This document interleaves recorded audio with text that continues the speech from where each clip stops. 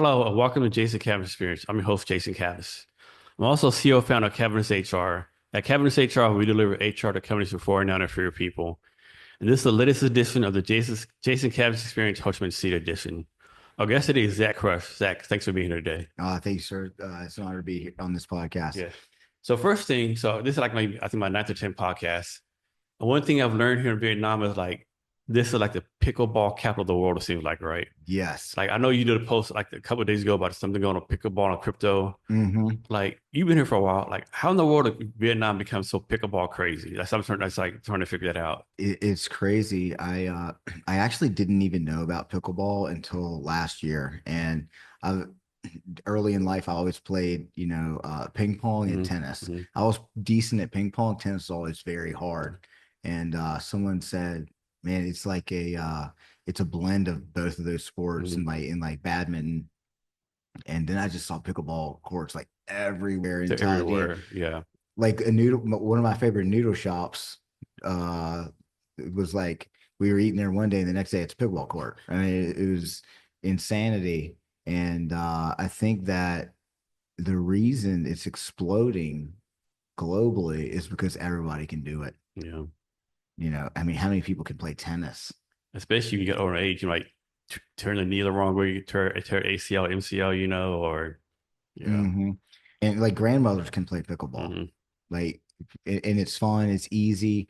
No matter how hard you hit the ball, it's going to slow down Yeah. once it gets to the other side of the net, so you can kind of react to it. Unlike tennis, Hmm.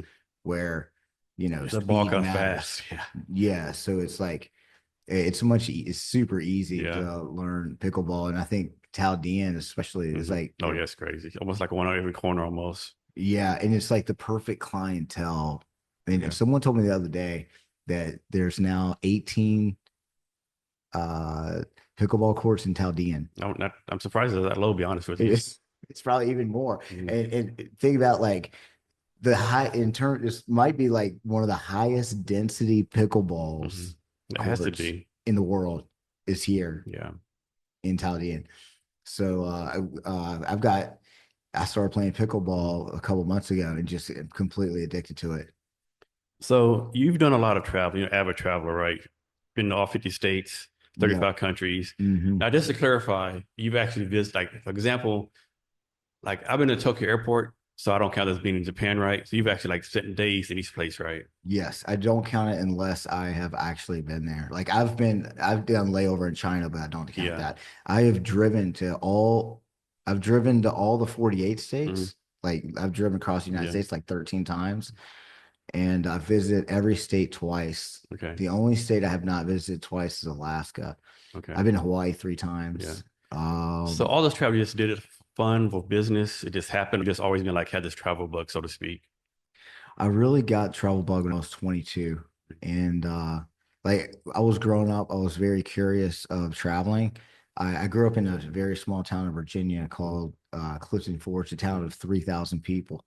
There's more people in some buildings in Mm-hmm. Chaldean than the town I grew up Hmm. in, right? And not a lot of people traveled. I was very curious to travel, and I had to go to this after graduating college. I had to go to Fort Sill, Oklahoma for what was it called, Bolick or something? But I Yeah, had Bullock. Yeah, yeah. yeah. So instead of flying there, I drove there Hmm. from Virginia, and I was like, oh, that's a pretty cool trip. And I had to go to Arizona the next Hmm. because I was a intel officer, so I had Hmm. to go to Fort Huachuca. Hmm. So then I drove from Oklahoma back to Virginia, and Hmm. they're like, you know what? I'm just going to drive to Arizona, Hmm.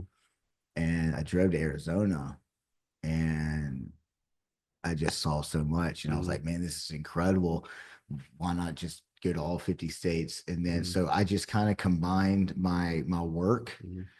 with travel Hmm. because after the military, I worked for an intelligence agency in Charlottesville, Virginia, and I just kind of like convinced other partner organizations to invite me. So that's how I traveled around the United States and the world, basically. It always amazes me, like to this day, I have friends who I grew up at, like had never left the town, right? They think traveling is going for like, Odessa, Texas, and Midland, Texas, or Dallas, or Fort Worth, or San Antonio, Austin, having like no clue what the real world has, right?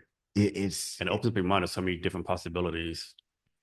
It's incredible. And like I visited all my 50th state was Oregon. Mhm. I was my wife and I at the time, we're good friends now, driving north from California into Oregon or and it stopped and took a picture with the Mhm. sign. But the United States has a lot of beautiful scenery. It does. The national parks, it's incredible. Alaska is like another world. And but after 28, I was like, I really want to live internationally, Yeah. I guess. It always amazes me, like you have these like Europeans that criticize Americans, like, oh, you can't pick tricks on the map. Maybe not, but in Europe, like, when I was in Europe in the army, like you go to Paris, Rome, Amsterdam within 3 or 4 hours, right? Like Hmm. part of the United States, you like state and state, and all the scenery and stuff, all the national parks, like beaches, mountains. I mean, even the desert is on ways beautiful, right? Yeah. And for like if you want the most diversity in landscape, Mm. I think the United States has the Oh most yeah, diversity easily, without question. easily.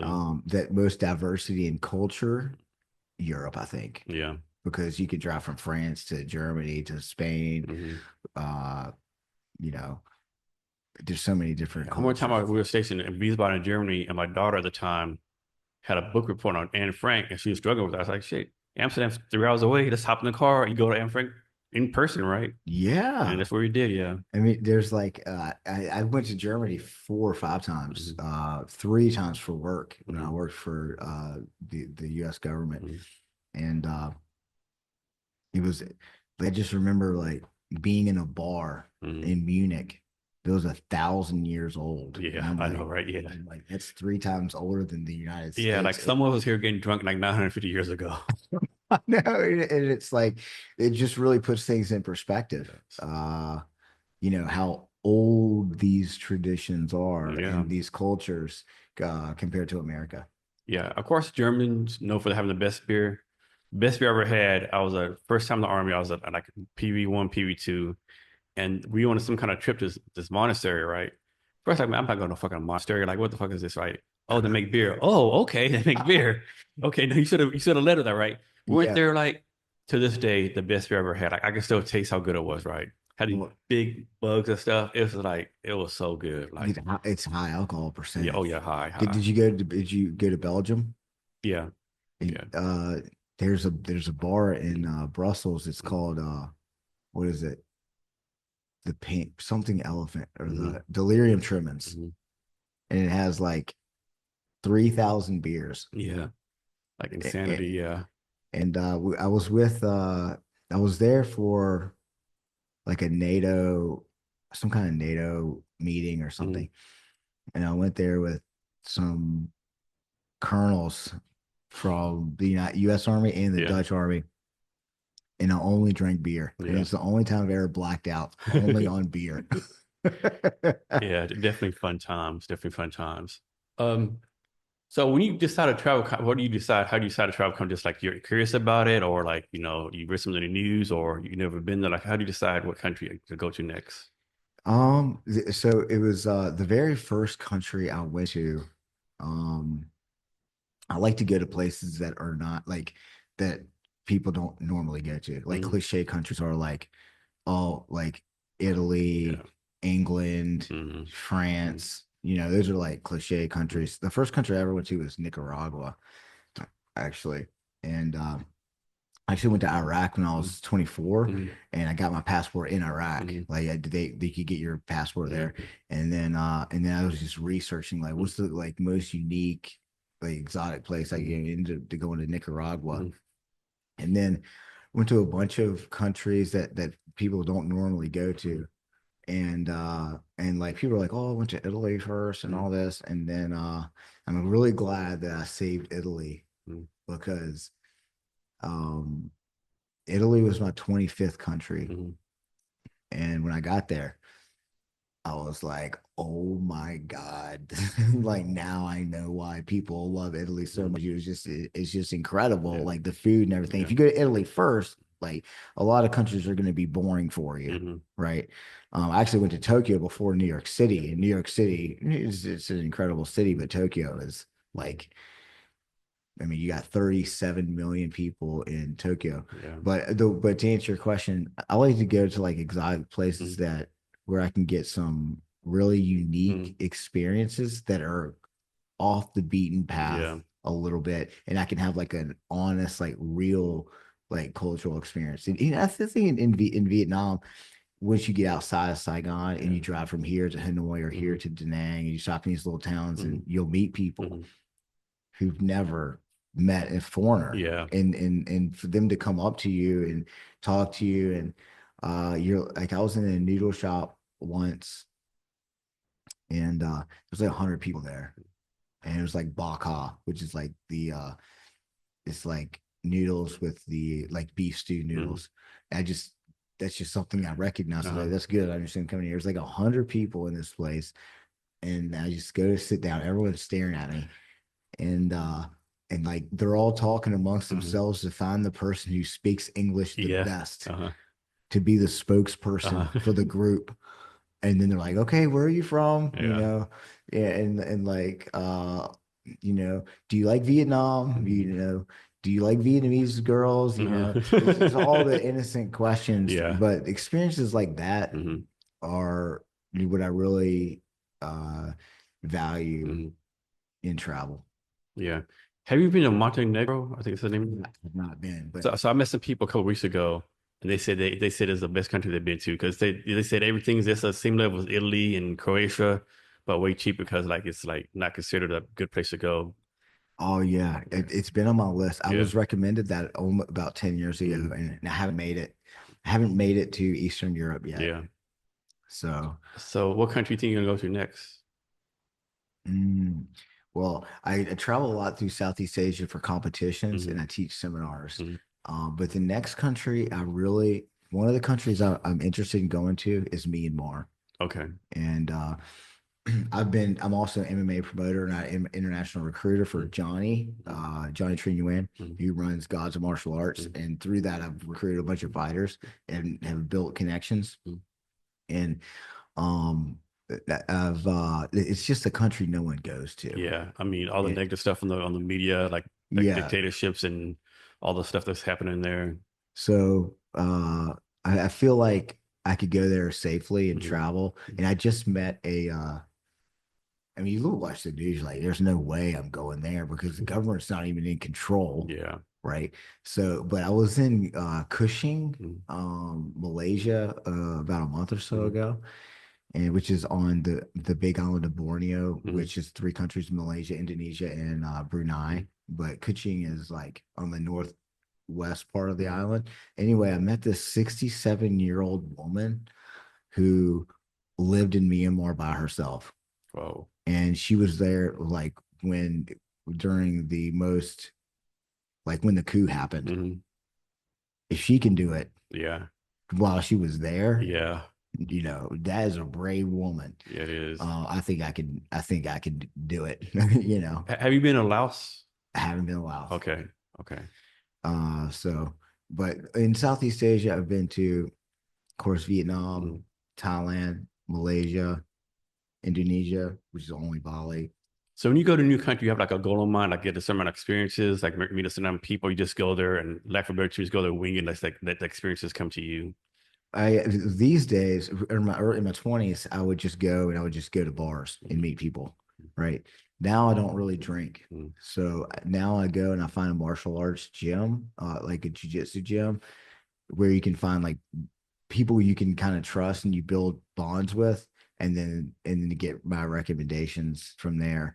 But my true passion in life is, and one of my biggest things I want to do is just drive exploring the world by motorbike by yourself. Mhm. And so I would like to do that, throughout Southeast Mhm. Asia, and that's kind of some of the best travel experience I ever had is riding motorcycles in foreign countries by yourself. And you've been in Vietnam for 4 years, I think. 4 years total. I left for 3 years. I came to Vietnam and originally in late 2017, and I came here, and I had like in America, I had a big house, had like the dream American life, had everything you would want.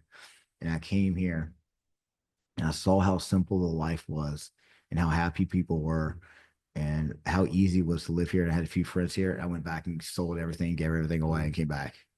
So Vietnam's your home now, so to speak. Vietnam is my home. You plan on being here for a while? I plan on being here Do you, for do a you while. speak the language?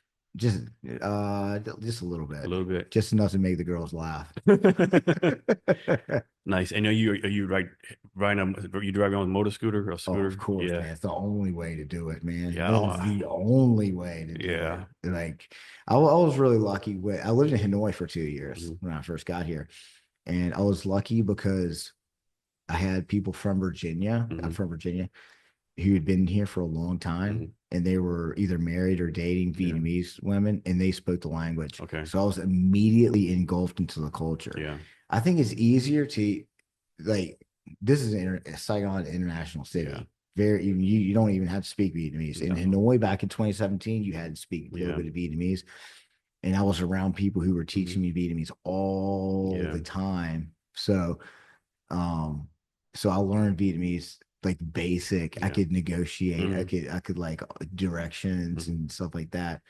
Right when I got here, so I kind of had like an advantage that most people didn't have. Yeah, it's kind of like I'll be here for like total of 90 days. I had every chance of like being like learning basic language, but you're in this district, everyone speaks English, I think you have like me, I have to be like maybe like in District 12 or District 9, like out in the outskirts it's hard to like If do it, but yeah, it doesn't no motivation to do it. because there's unique challenges to learning This Vietnamese. is For that voice, the tonal thing, right? Or you've got the tonal thing.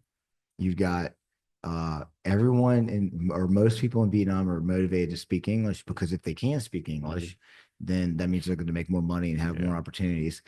Another challenge is uh, if like you're with a girl who speaks English fluently, she doesn't want to teach you English Mhm. or shit to Vietnamese.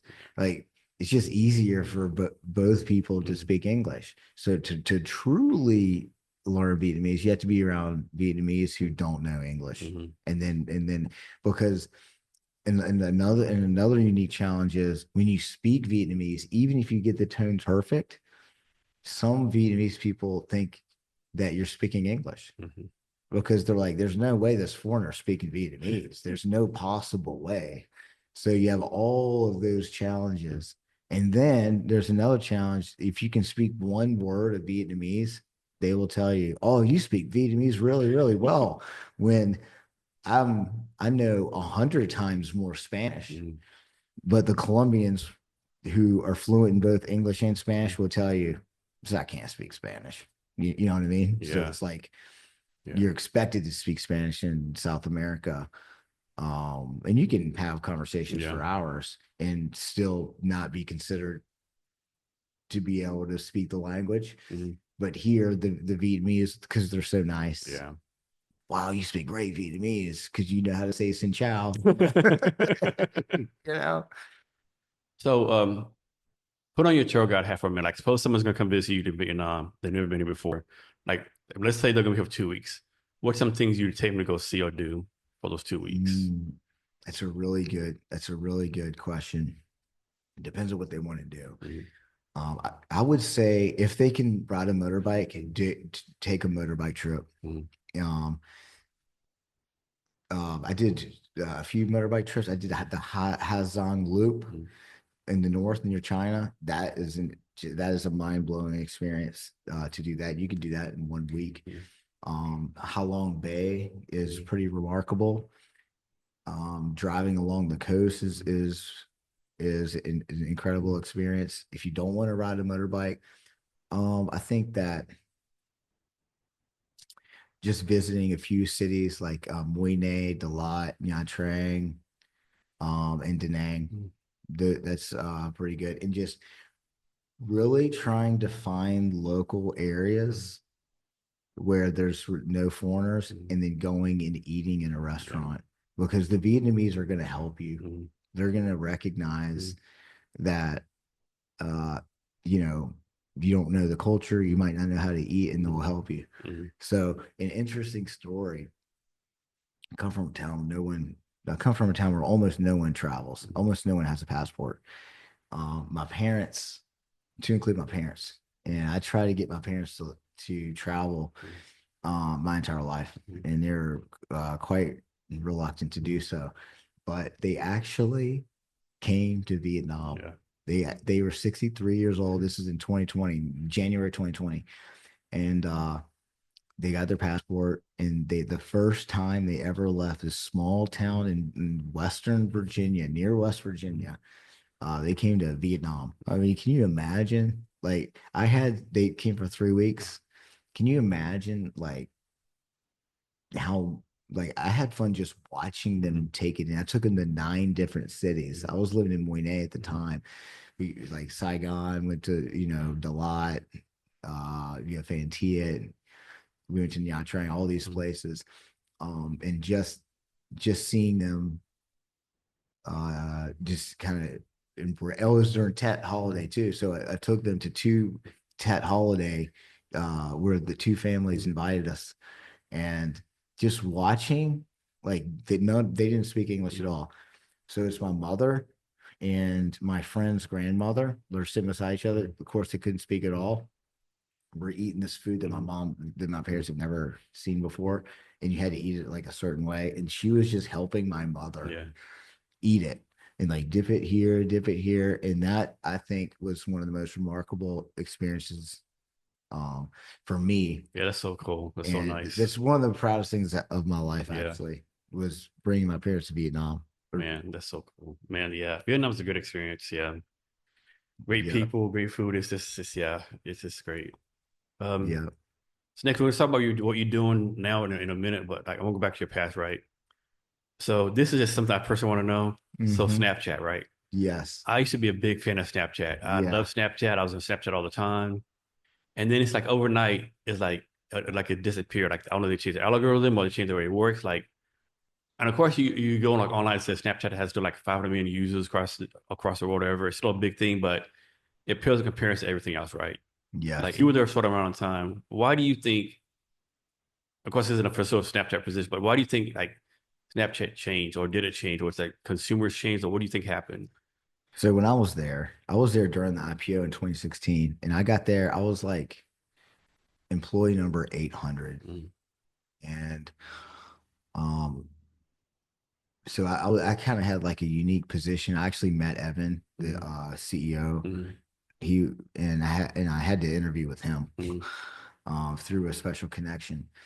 And he at the time he was the youngest billionaire in the world, yeah, and there are only 2,100 billionaires in the world. mm, He's 25 years old. He's on the cover of Forbes magazine mm, just a few months before that.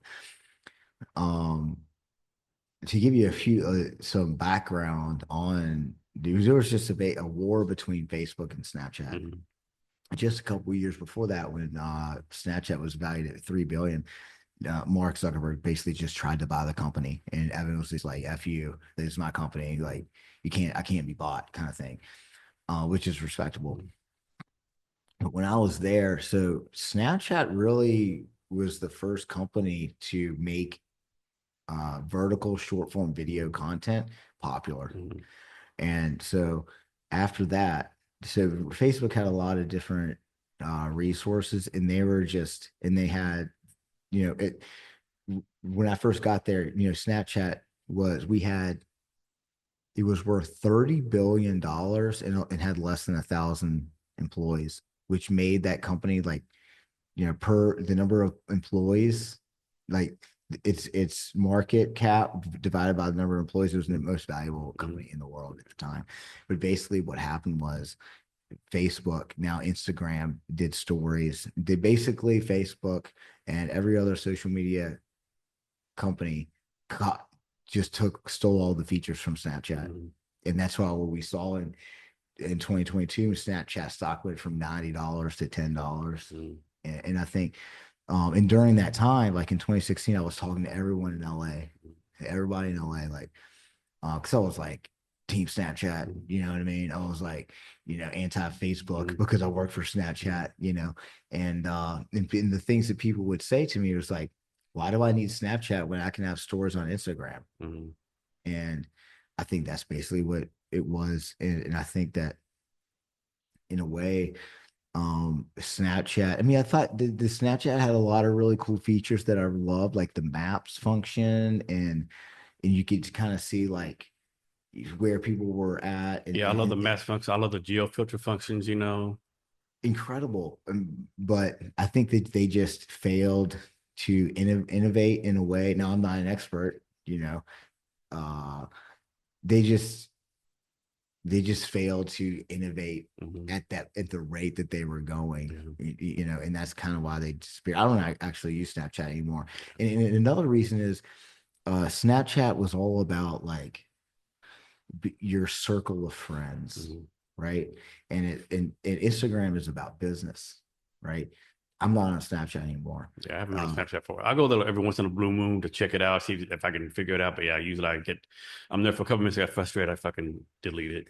exactly. So like if you want to like grappling and all the things I'm involved Mhm. in, my business is promoted on Instagram. Everybody's Yeah. on Instagram. No Hmm. one's on Snapchat. Yeah. So that's part of the reason Yeah. I believe Do you that ever go that's on TikTok? I did on TikTok a little bit. I tried to figure out for myself. Yeah. The Vietnamese will tell you you need to get on TikTok. And then one of the guys working on for the podcast said, Mm. "Hey, I'm going to make a TikTok Mm. thing for you," and he made it, and he got a lot of growth really Yeah. fast. But then Yeah. like In my opinion, TikTok became what Snapchat should have been as far as features and how they're using the stuff. Yeah. mm, yeah, Yeah. but I'm not really. I don't have my own personal Okay. account that I regularly Okay. use. Yeah. And so next you were like a strategic advisor, something called Luminous Computing. Was that another startup? Yeah, that was I basically worked with. I had a business partner who was an executive at Snapchat who basically gave me a lot of really good opportunities. Mm-hmm. And he had a lot of clients. He basically just helped scale companies, and Luminous Computing was one of Mm-hmm. those companies. And thankfully, through him, I was able to get like an opportunity to kind of do some like research Mm-hmm. and support that would help his consulting company. But I got a contract with them. But I basically just did research, like Okay. corporate analysis and things like that. And I did that for about 4 years. And then how about the last one is something called you did special projects for something called 3back.io. Is that another startup? That is basically a consulting company that Okay. helps startups scale. Okay. Like growth marketing, stuff like that. Usually, companies that you know you've got like a 25-year-old genius. Hmm. He has a really good idea. Now he's got 20 employees, 30 employees. Now he's just got 50 million Yeah. in Series A funding. Mhm. How are you going to scale this company? Yeah. How are you going to hire the right people? How are you going to negotiate with VCs and all Yeah. these things? It's Uh, definitely a different skill set, right? 1 to 10 is way different from 50 to 100, right? it was very different, but my role was basically I just did back end support. Okay. I did not. My business partner was the one who was the real star of the show, and I just supported him through like website management, creating products, and things like that. Which I met a lot of interesting people and saw a lot of things I wouldn't have otherwise seen. But um, so that was met a So lot of smart people. So you got a Snapchat was at your point number 800. So obviously they're not a startup anymore, even though probably they probably consider us a startup. Hmm. But your time doing all these startups, like what was like the lessons you learned, some pros and cons of working at startups that you can pass on to other people?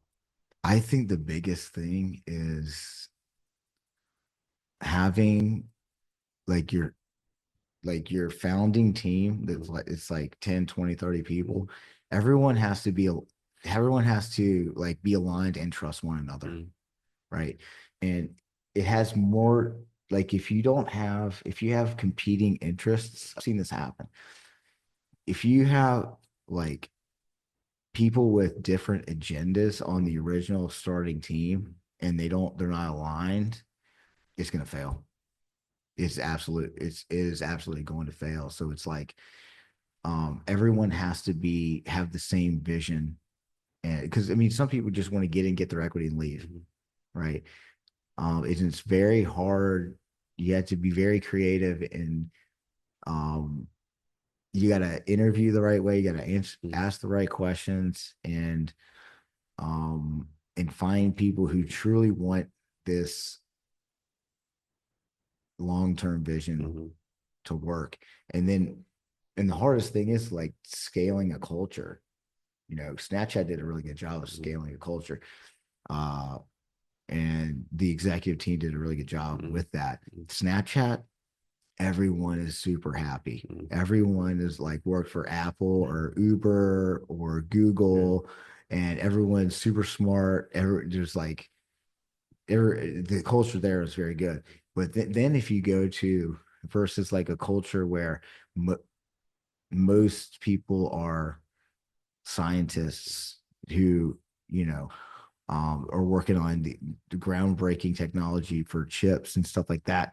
That's a little bit different culture. Mm-hmm. These are not extroverted people. These are people who just want to kind of sit on their own. They want to kind of create things that are on a microscopic level. And then you've got the leadership of that team came from like, you know, uh like a Silicon Valley type environment.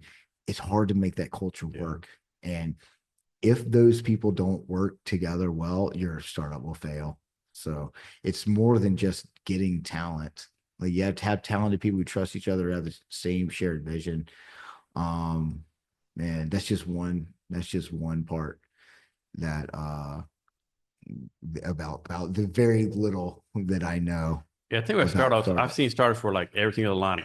Everyone's on the same page, everyone's talented, they have money, like everything's going like smoothly, and then they fail, right?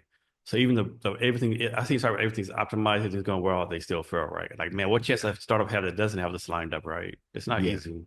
And so after that, like I worked for Three Back and worked with my business partner at Three Back. Um, and but I felt like, to be honest, I felt like most of the companies that were like I was just like back in support. Hmm. But I feel like I learned more about starting a company and starting things in the Hmm. last few years with the starting my podcast, Hmm. starting grappling gyms and holding Hmm. grappling events. And the biggest thing that I've learned from that is that creating events or a company or some kind of organization where every person or participant is equally incentivized to make this thing work, Hmm. right? So, like for example, if we have two events tomorrow. We have a grappling event and we have a pickle event. There's there's the venue, there's the host, there's the instructor. There are all these different players involved. You have to create an incentive program where everyone it incentivizes everyone to make this the most successful Hmm. as possible so that there's no resentment Hmm. from either side. So, like, for example, if we were to rent the venue for a very small price and then we made a bunch of money, the venue might have a little bit of resentment because they're the ones who paid all this money for Hmm. this nice air conditioned venue with brand new mats. And here are these guys coming in making money off of us. And we're 100 million Hmm. Vietnamese dong in the hole. And these guys are making money Hmm. off of us. Right. So you have to have people that you trust and create an incentive. You have to have everyone has to be equally incentivized with a shared vision. I do believe that, and that's what I've learned in doing the very small startups on a very Uh, small level within the last few years here in Vietnam. so I don't think many people know this, but Vietnam actually has a very vibrant startup ecosystem. Right there's a lot of stuff going. It's very exciting. You can feel in the air, like tech is like doing a lot of big things. Potentially doing a lot of big things. Are you doing anything in startups here in Vietnam right now, or? I'm just doing, I mean, I just have the podcast Mm-hmm. and I've got Saigon Grappling Academy, which is a new academy. Mm-hmm. And but I'm working with our main sponsor is a crypto Okay. Shade Protocol, and they're about like less than 20 million market cap, so which is very small. Like you don't really get like you need like 500 million to really be legit. To put things in perspective, Mm-hmm. Bitcoin is 2 trillion. Um, so basically, what we're doing is working with different startups and a- reallocating resources and it's scaling all of our companies. So we're accelerating the growth of grappling through our partnerships with our Shade Protocol, our crypto sponsor. Dolphy is another sponsor. That's the coffee place, right? Yeah. So like traditionally, like a VC fund is startup. No, we're not working with that. But ideally, we're looking for sponsors, not investors. So what do you look for in like a potential sponsor or partner? That's a great question. So number one, easy to work with. We only work with people who are easy to work with, right? One of the easiest we have like 10 sponsors. Most sponsors just provide resources, like you can get a free gym membership or you get, because they want access to our audience, and we get that. Dolphy has been a very good sponsor because they've got 12 locations, 3 of which are in Chaldean. And they sponsored us with like sport athletic shirts. Actually, I have a gift for you. Okay, thank you. I actually have a gift. Thanks. Yes.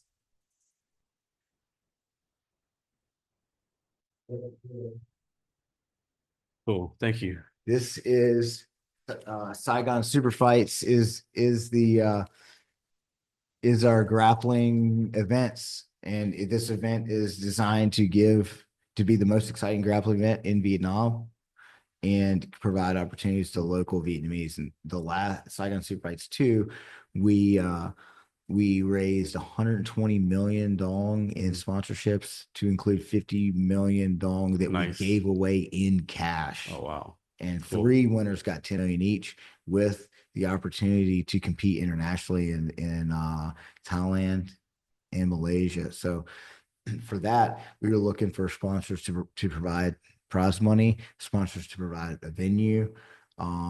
We had a lot of, through our partnerships with the gyms throughout Saigon, we had some black belt grapplers who were referees. We had sponsors like giving away recovery like the recovery Chaldean provided you know, like monthly vouchers and things like that. So that's kind of like things that increase our brand awareness, increase our impact. So that Dolphy sponsored us with 125 shirts, athletic shirts. We have another sponsor that will pay for our rash guards, our crypto sponsor, Shade Protocol, that 150 rash guards, so that we can take those rash guards and give them out basically through all gyms throughout Vietnam to raise awareness for Saigon Superfights that creates opportunities. Any sponsorships? Are you all reaching out to companies, or companies come to you? So a combination, like how does that work?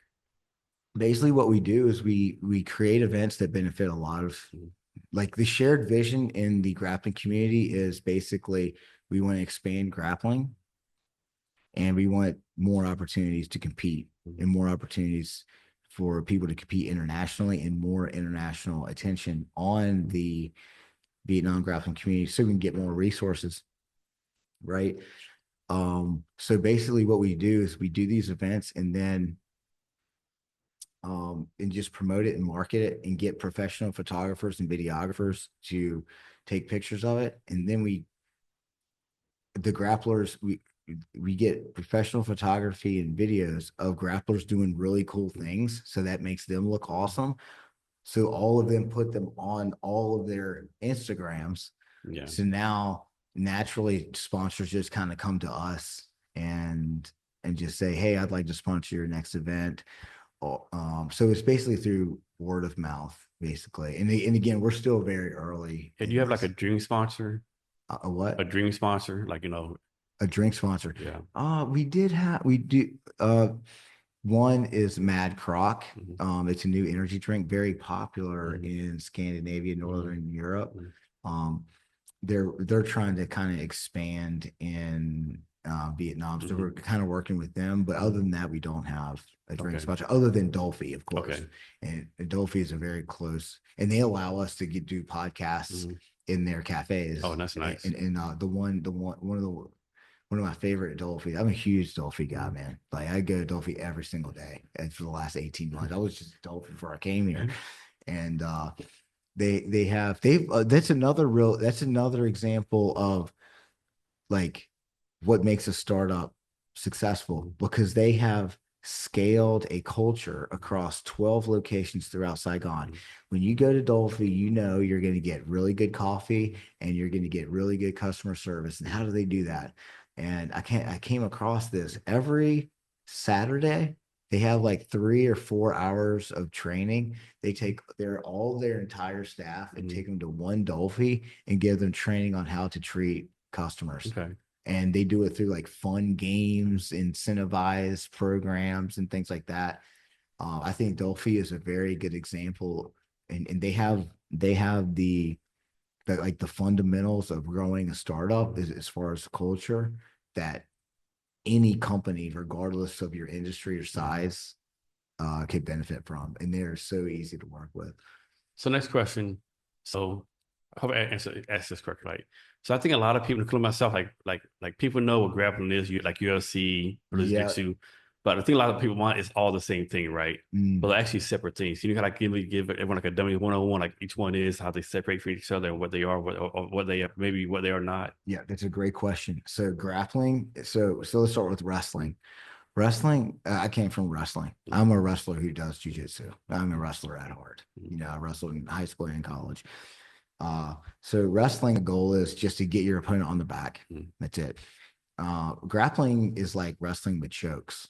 The goal is to submit you to get you to tap out by choking, arm bars, putting stress on your ankles or some part of your body to the point where you give up or you tap out, right? So examples of grappling sports is like jujitsu with the gi or without the gi. I mainly focus on no gi, but that's the grappling. Anything you see in the UFC, triangles, rear naked chokes, guillotine chokes, heel hooks, arm bars, anything like that, that's all grappling. That's a jiu-jitsu base. So in the UFC, of course, as we all know, is the largest MMA promotion. MMA is mixed martial arts.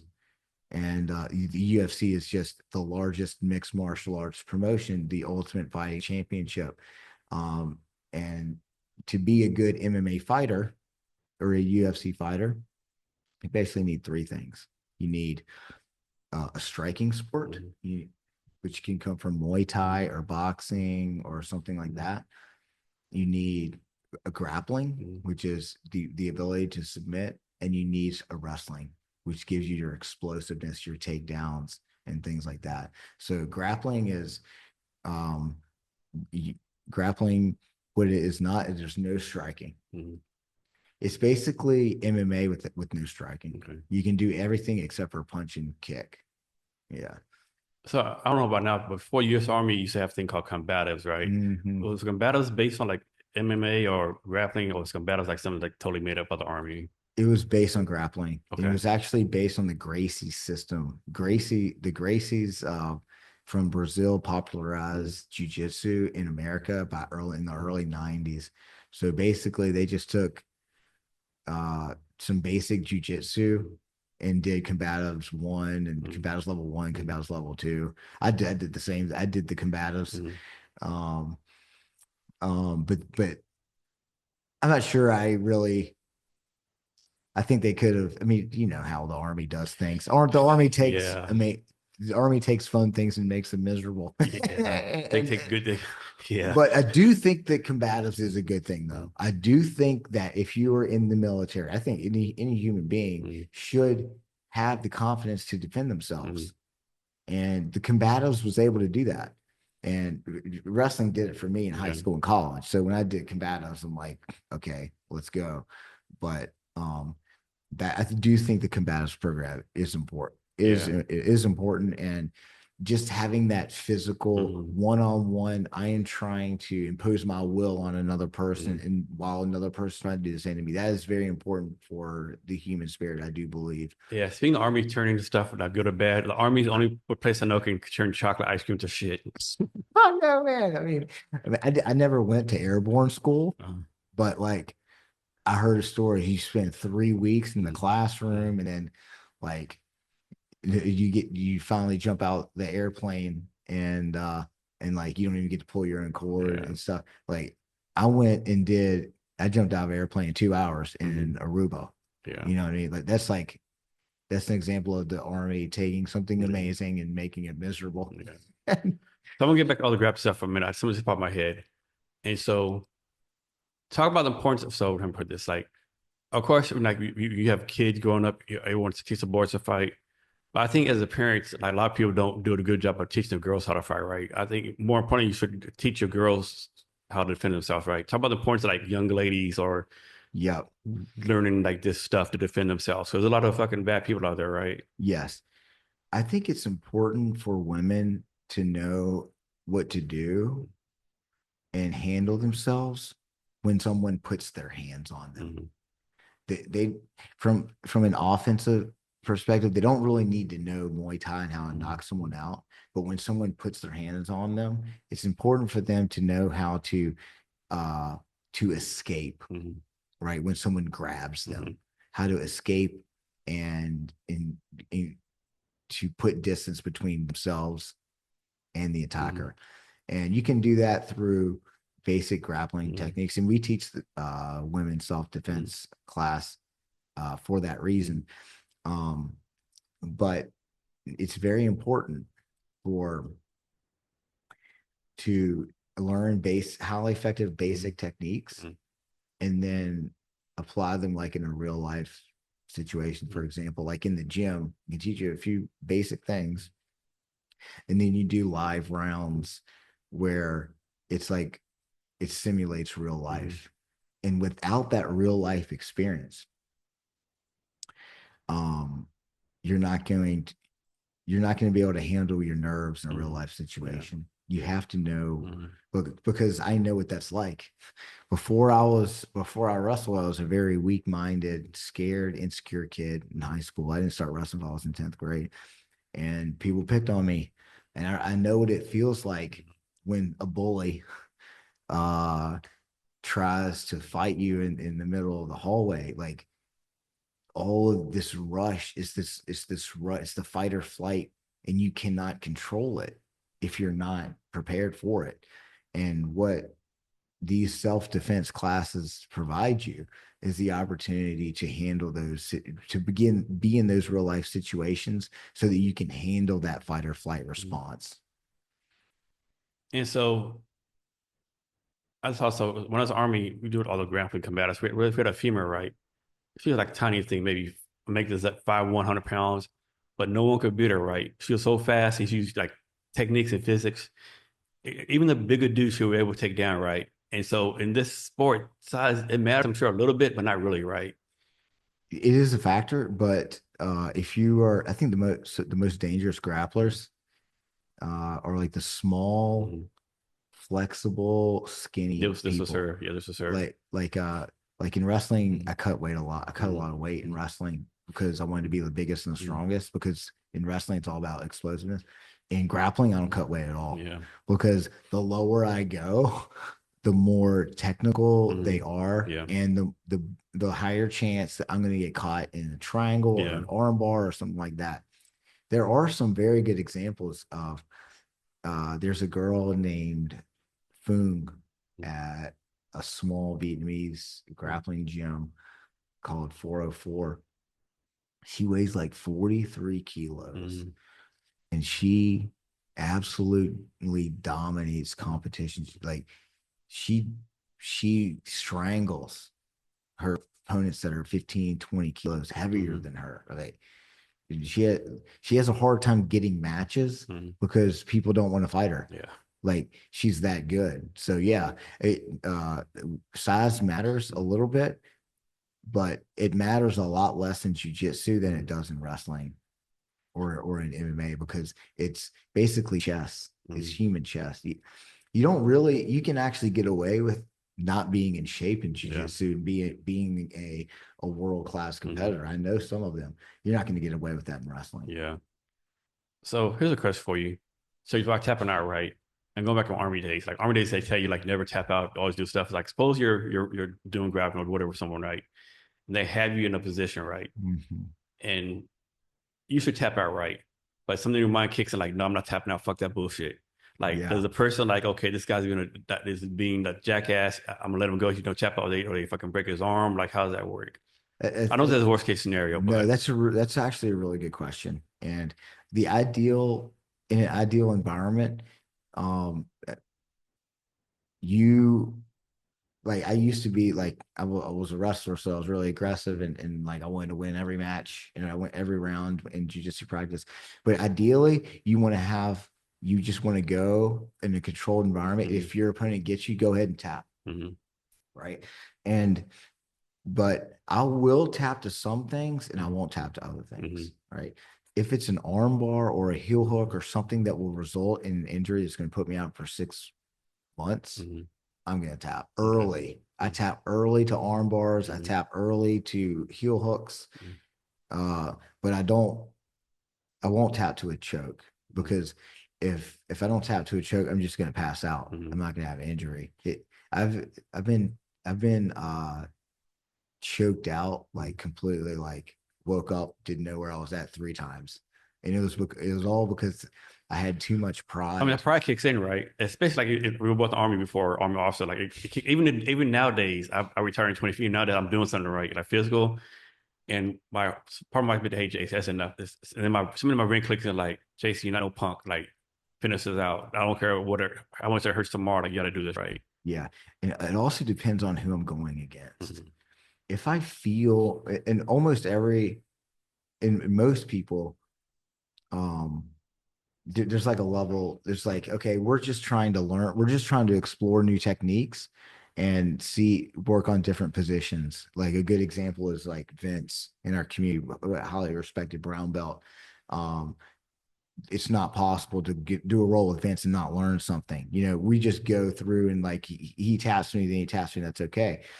If I feel that someone is trying to prove a point and establish dominance for whatever reason, and they're trying to tap me for that reason, I'm not going to tap.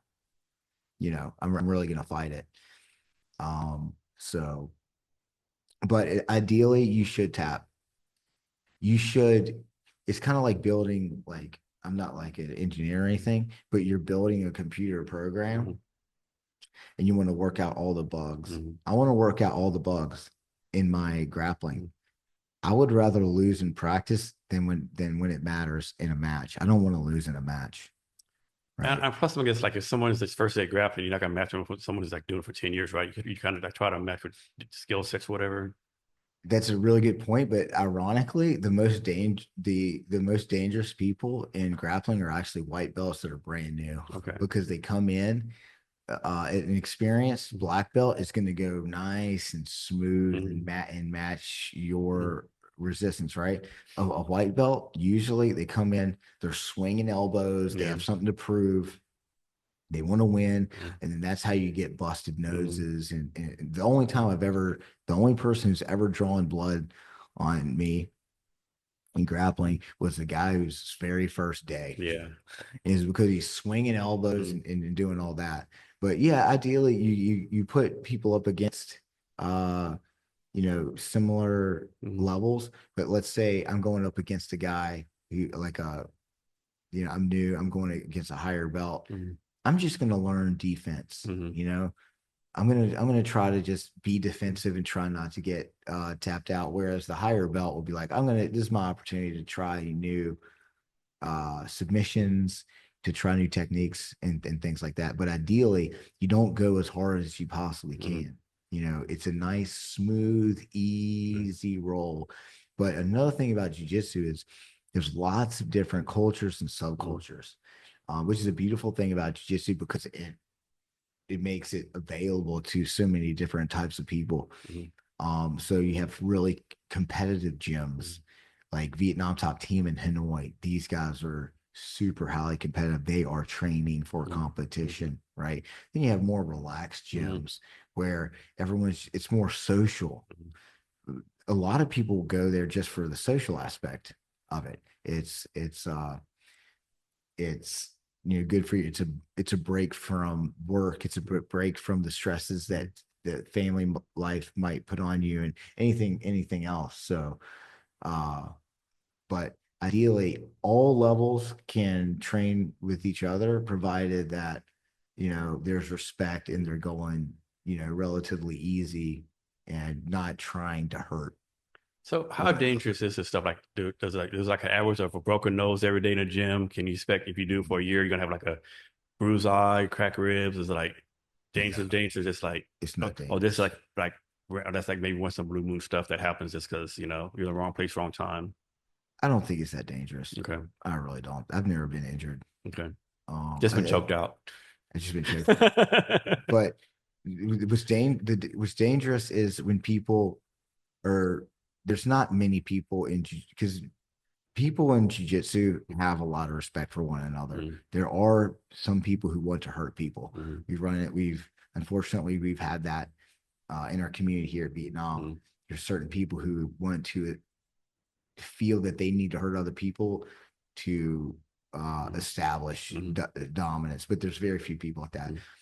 Every once in a while, people like, oh, my, I got a little injured here. I've got maybe my rib hurt, but it's not nearly as So dangerous as people think. let's say someone's never done this before, right? How good of a shape do you need to be to start? You don't need to be in shape at all. Okay. You don't need to be in shape.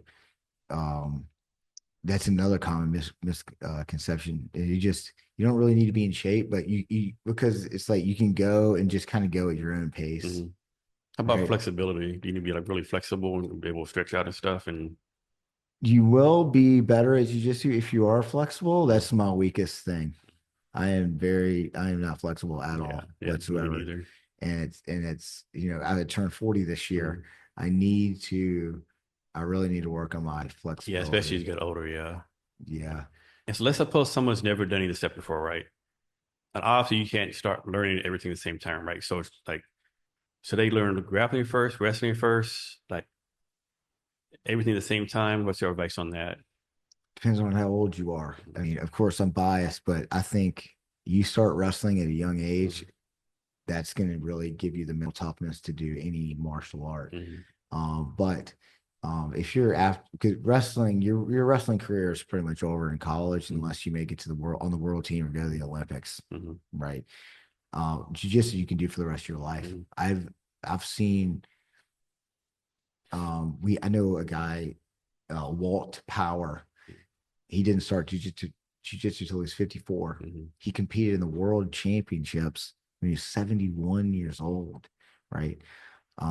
So you can start jiu-jitsu at any age, and you can also do Muay Thai at any age. The thing with Muay Thai is there's a lot of different types of Muay Thai gyms.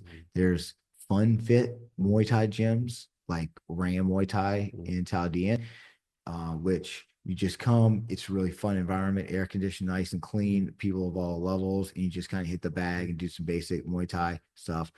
Or you get like super high level professional fighter Muay Thai gyms where it is like insanely hard practice, like Rooster Muay Thai and On Fu.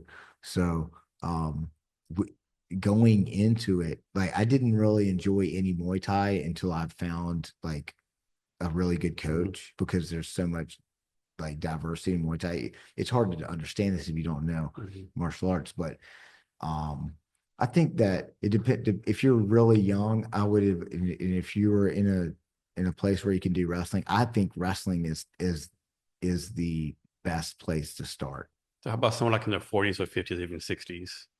I think grappling in Muay Thai is really good. Yeah, because it's hard to find. There's only a few programs that I know of in the world that take like American folk style wrestling and make it like available and appropriate for everyone. There's one in Australia, in Sydney, Australia, but those are extremely rare. Grappling and Muay Thai, but you have to find the right gym for Yeah. you. And people don't understand that, Hmm. right? So how does someone do that? Uh, Number one, get a recommendation from one of their friends who is already in the sport Hmm. and have trained a lot of different gyms. Or number two, just try a few different Hmm. gyms and just say, hey, I want this is what I want to do. I want to get in shape. I just want to be able to protect myself and try two or three different Muay Thai gyms, try two or three different grappling gyms to find what is what's best for them. Is there such thing as being too young to start this? Like, can you be 6 years old and start doing this, or is that too young? Or It's not too young. You okay. can be even younger than that. The only thing that, and I saw this happen in wrestling, parents put a lot of pressure on kids to win. Yeah. And I've seen, yeah, I didn't start till I was 14 or 15 in wrestling, but like I knew guys who were like expected to win state championship in their senior year, and then they quit halfway through the year. Why? Because their father put too much pressure on them. But you can start at any age. You can start at any age, but I would just encourage parents not to put too much pressure on their kids. You know, this you see this more in wrestling than you do in jujitsu or other martial arts because maybe they didn't win, you know, when they want their son to win. But you can start Yeah. at any age. And there are kids programs here where they're 6, 7, 8 years old. I've had students myself that are younger than 10. So let's suppose somebody's starting off the first time. So you're like, is there a minimum hours a week they should do this to gain proficiency? Like 1 hour a week, 10 hours a week? Is there a certain like guidelines on that, or just do as much as you can? I would start once or twice a week. What you don't want to do is you don't want to burn yourself Hmm. out. At first, you're going to be using your muscles and you're going to get that you haven't used before, or at least in a long time. And you want to keep it fun, Hmm. right? Um, when I when I was training the hardest in grappling, there were times when I was dreading going to practice. It's my third practice of the day, Hmm. right? And if you ever have that feeling, you shouldn't go to practice. Hmm. Like or you should change up. Okay, I do this type of practice. Like I train hard in the morning. I just do technique in the afternoon, and then maybe I just like go to the gym or Hmm. something, or maybe watch, or maybe kind of do more of a coaching role so that you're not doing three hard practices in the same day because then you'll get burnt out. You want to do this for the rest of your life, you know. You don't want to get burned out, but I would just start once or twice a week and find community. Hmm. The community is for me is more important than actually Hmm. the exercise. You get a community of people that you trust and that you really feel it. For example, waking up at 5 in the morning to go lift weights by Hmm. yourself is hard to do. You wake up, you have to plan your exercise, Hmm. you have to plan your routine. You got to go and lift the weights. No one's there watching you. But to go to grappling or Muay Thai, your boys are there, your Hmm. friends are there, your community is there. It's easy. Oh yeah, Mark said he was coming today. You know, I told him I was coming, so I'm going to go. I don't want to let my friends down. Yeah, I want to see Yum at because she's always has a bubbly personality, you know. So I think it's a lot easier to stay in shape doing martial arts than it is simply just going to the gym because going to the gym is simply just boring, honestly. So are these considered like cardio workouts for the most part? Yeah. So I Okay. mean, my class, you're moving pretty much the whole time, Okay. kind of at your own pace, 30, 40%. And it's like high Hmm. cardio, wrestling Okay. focused, jujitsu. If you go to a Muay Thai, it's a lot. Muay Thai is a lot of cardio, Hmm. but you're like punching the Hmm. bag and you're doing a little bit of sparring, you're doing pad work. So I believe that you can get in better shape in martial arts than And so what are the workouts that kind of complement what y'all do? Like does weightlifting complement it, swimming, running? I mean, like I don't know what else, like bicycling, what else will complement these workouts? from like as a competitive grappler, the most impactful workout for me, it's been CrossFit. CrossFit, okay. I feel like when I was doing CrossFit 3 times a week and grappling 10 practices a week, 10 or 12, I felt that the only person who was in shape was me. I mean, that's a lot. Yeah. Like I felt like no, everyone You must was have out like of shape. 1% body fat or something back then. But I mean, this was just last year. Yeah. But like I don't train as much as I do, but I still feel like I'm in better shape than most Mhm. people. But when I did CrossFit, Mhm. I felt like even I did last year in Malaysia, I did 11 matches in one day. Mhm. 11 and my total grappling time was 1 hour. Mhm. It was insanity. Like most people have 2 matches, you know. And the only because I have uh like a really good CrossFit coach. Shout out to On Lu at September Strength Club. I don't have to plan my workout. All I have to do is show up and do what he tells me to do. And it's absolute hell Mhm. for 25, 30 minutes. But you're going to get in incredible shape. For Muay Thai, a lot of sprints, Mhm. a lot of running. I mean, and this is a tradition of like thousands of years. These guys know what they're doing. So to complement Muay Thai, it's a lot of running. But with Jiu-Jitsu, you can be very efficient. You don't actually have to be in that good a shape Mhm. because you can play guard and you Mhm. can kind of like play from your back Mhm. and things like that. But MMA, you have to be in incredible shape because it's very explosive, very much like wrestling.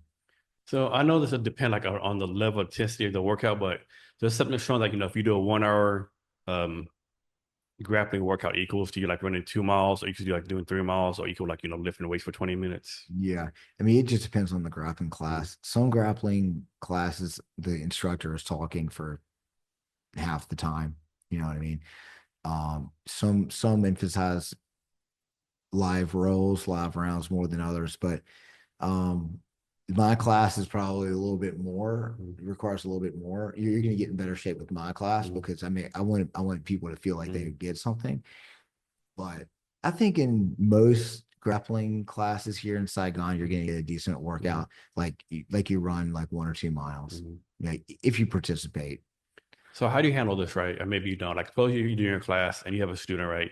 You just notice like they're not really putting the effort they need to do. They're not really improving like they need to do. They're kind of like going on emotions. Like, do you say, hey, Jason, like, why are you here for? Like, obviously I'll take your money, but man, are you really getting us that you want to? Or are you just here for social aspect? Like, what do you want in this class? Like, if that makes any sense. Yeah. I think like most people in my class, haven't really had that problem. I've had a few, but everyone's there for a different reason, I Mhm. guess.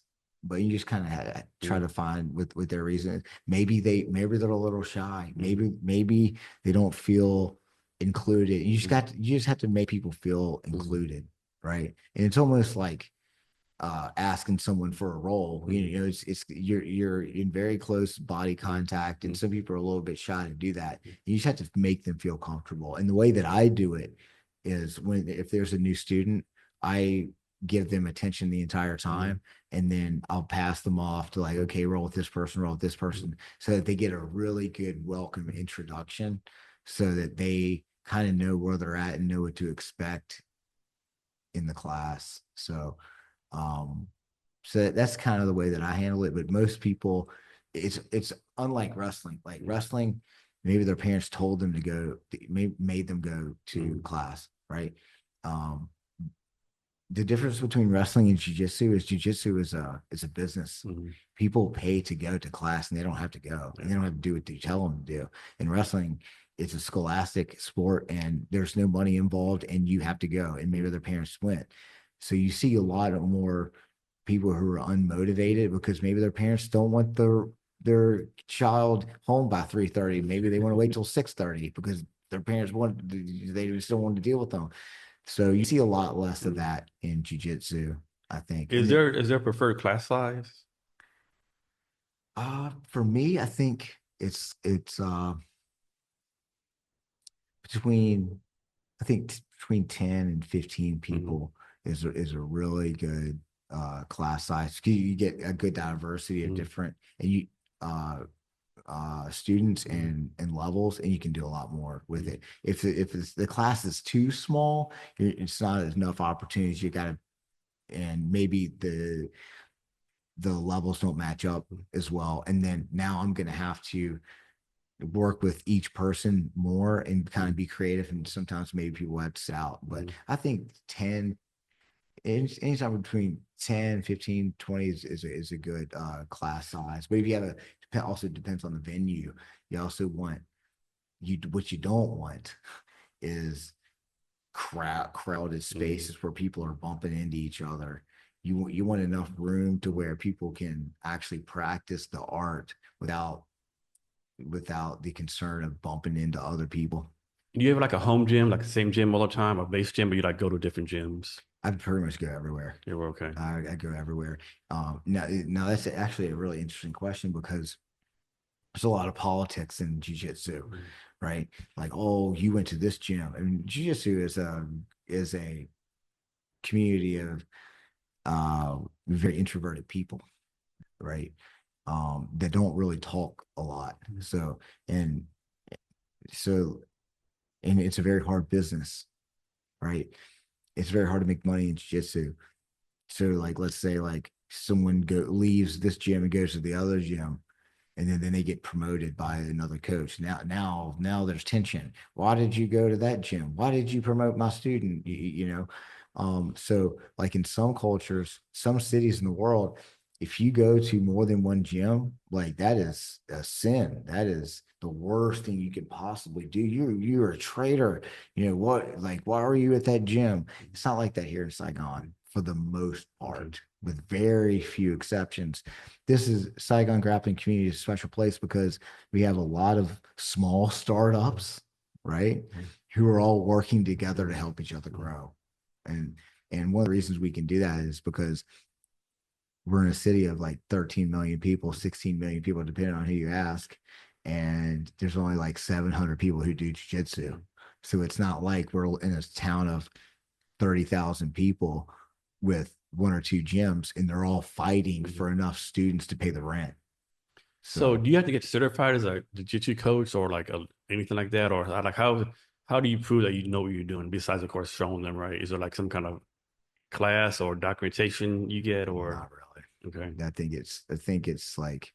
I think maybe in the more traditional gyms, you might get, I think like the IBJJF, which is the International Brazilian Jiu-Jitsu Federation. They have like certificates and stuff like that, and you prove it.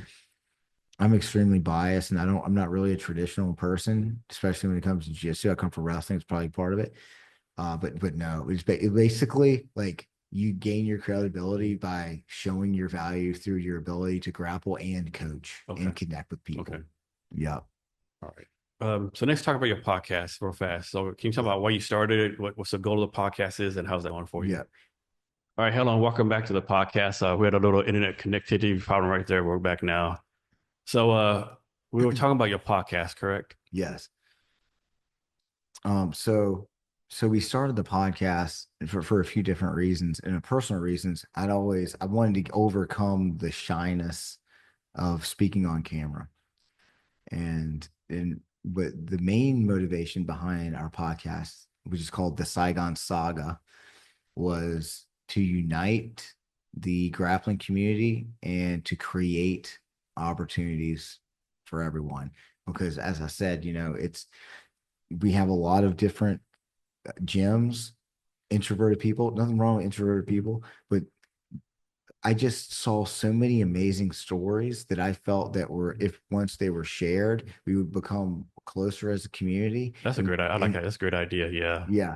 And we'd be able to do more things together by reallocating resources. So the Saigon Saga, the reason behind that name is it's the great story of the growth of grappling in Vietnam, and we're all a part of it. So it makes everyone feel like they're a part of it. So that when they contribute to it, they'll create more opportunities, and everyone has more. It benefits everyone in a more impactful way. One cool thing about you for your podcast, I'm sure you thought about this already. You might already be doing like I mean, you could easily have someone sponsor your podcast. That's such a niche, right? Like that drink company from the Nordic companies, like, hey, Mm, just sponsor the podcast. yeah, we need to do a better job with getting like monetary sponsors. I suck at Like that so much of monetizing. like if we could get a sponsor who gave us like a dollar amount every Hmm. month, it would be a lot better because I just one of my weaknesses is asking for money. Yeah. It's easy to get sponsors to provide their Hmm. product because they want access to our Yeah. audience, right? Um, but we're getting there. We're Hmm. getting there. Our crypto sponsor is does provide some monetary assistance for events and things like that. And now we're Hmm. expanding into other Yeah. fitness communities So you doing like a podcast once a week, once a month, or just you doing whenever you feel like doing it? every Wednesday. Okay. Every Wednesday, and we just published episode 50. Hmm. So in That's a two big deal. yeah, so if in 2 weeks it'll be our 1 year, but after that we're just doing every 2 weeks Okay. because now we want to focus on things that actually make money. Hmm. Because for the last year, I mean, the podcast was funded by us. Yeah. We've lost money. Hmm. The point was never to make money, Yeah. but now we've had actually much more influence than we ever imagined Hmm. possible, Yeah. and much more support, and we connected and created opportunities that we never thought were possible. And now we have born out of that is now we have the Saigon Grappling Hmm. Academy that we're building small. That is a way that we can actually make money. Hmm. So after episode 52, it's going to be about a weekly podcast Okay. every 2 weeks. Okay. Because when we first started, we would have like we had no idea what we were doing. We'd have like three cell phones, no quality Yeah. audio, and then like three different video tracks and Hmm. three different audio tracks. And and then we would have it like in a room that was echoing. Hmm. So if one person, so then you had a lot of mic bleed, didn't Yeah. even know that term at the time. It Yeah. would take us like 10 hours Yeah. to edit. We were editing on a CapCut. Yeah. I remember those It was days. terrible. Like, Yeah. why Yes. would Yeah. you edit long form on CapCut? Yeah. And because like now you got this audio file and this video Hmm. file, and it doesn't, 2 minutes it lines up, but 47 minutes Yeah. doesn't line up. Yeah. So then you're cutting six Hmm. different tracks. It was an absolute nightmare. But Man. now we've got to the point where I can take this, Hmm. I connect this straight to a Shure Hmm. microphone straight here, Hmm. and then sometimes we just pass the mic, Yeah. or we have two microphones, and it's super easy. We can edit in 30 minutes. Yeah. Easily now. Yeah. Yeah. Yeah. Yeah. But doing this podcast do a lot of fun. Meet a lot of interesting people, background stories and stuff. Yeah. Yeah.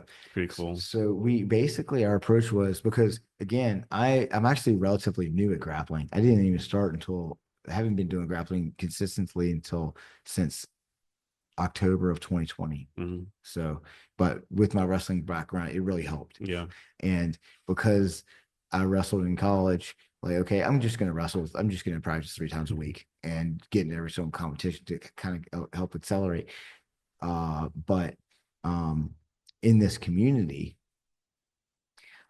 I just went and interviewed all of the most influential people, or many of the most Hmm. influential people in the community, Hmm. and then highlighted their Hmm. gyms, and and that just started really good Yeah. conversations community Hmm. wide that led to Saigon Superfights, that led to seminars and other events and initiatives that pretty much benefited everyone. So that was a huge learning experience for myself and my co-host Adam, Yeah.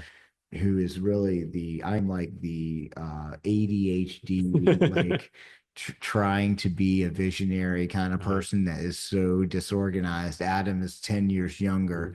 and much wiser and Hmm. organized than I am. And so with our partnership, that's another thing that gets back to startups is, he is good at everything that I'm not, Yeah. and he's even better at some of the things that I'm good at.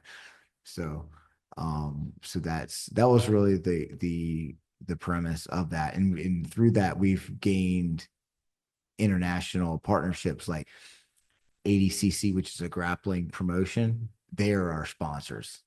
And they give free registrations to our grapplers in Vietnam that allow us to send grapplers overseas, which is one of the things we look for in sponsors. How can you provide opportunities to our under-resourced grapplers here in Vietnam? Can someone make a full-time living off just doing grappling? You can do that. It's more possible now than it used to be. It's very difficult. Mm, The if you are if you're very like a world famous grappler, you can charge $2,000 for a 2 hour seminar. You mm, can do that. If you're Craig Jones, who is by far that probably the most famous grappler in the world. He's not the best grappler, but he's just really funny and is really creative with his marketing. mm, He makes a lot of money in a lot of different ways. mm, But the way that most people grapplers make money is through giving seminars mm, and through having a gym.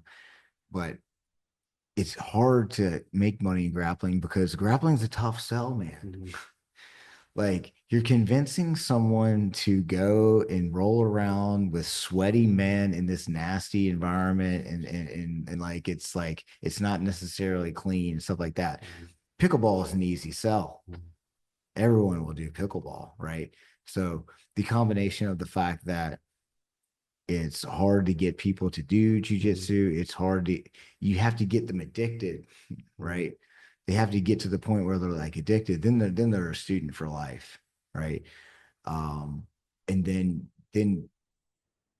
you got to like a lot of grapplers don't have money, so there's a balance mm, between like grappling coaches aren't in it for the money. I mean, it might be the worst business model on planet Earth, to be honest with you. Like gyms are a terrible business model as it is. Grappling gym is even tougher sell. So you can do it.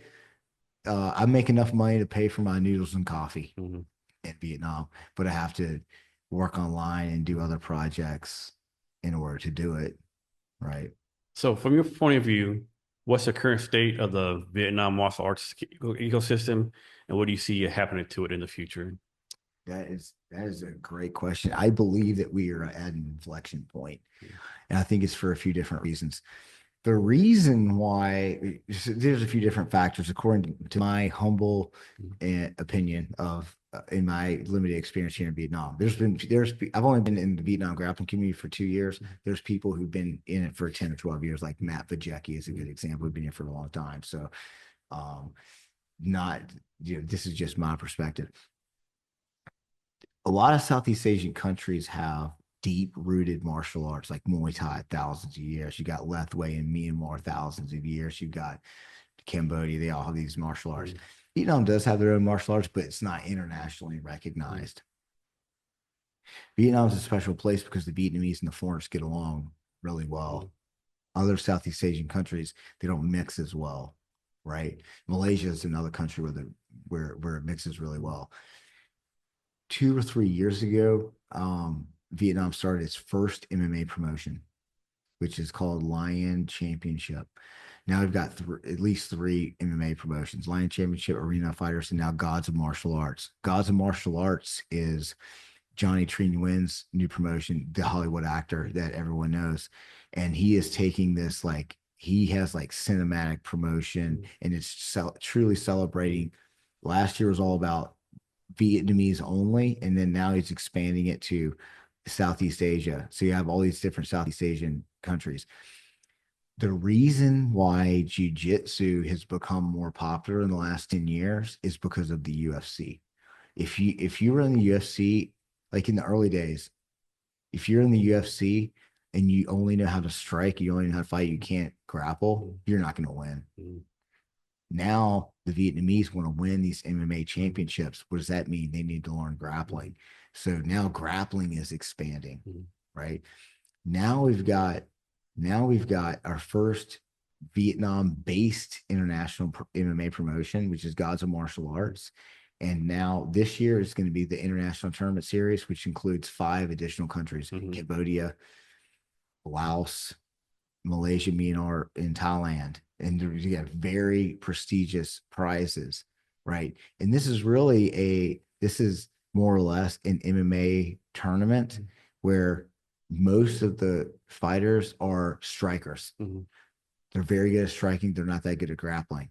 So what's going to happen is all of these strikers, all of these different countries are going to want to learn grappling so that they can win the prestigious prize in God's martial arts and these other MMA promotions throughout Southeast Asia. So I think we're going to see, I think 2025 is going to be an inflection point in both MMA and grappling because they're both interconnected and because Johnny is getting this international attention.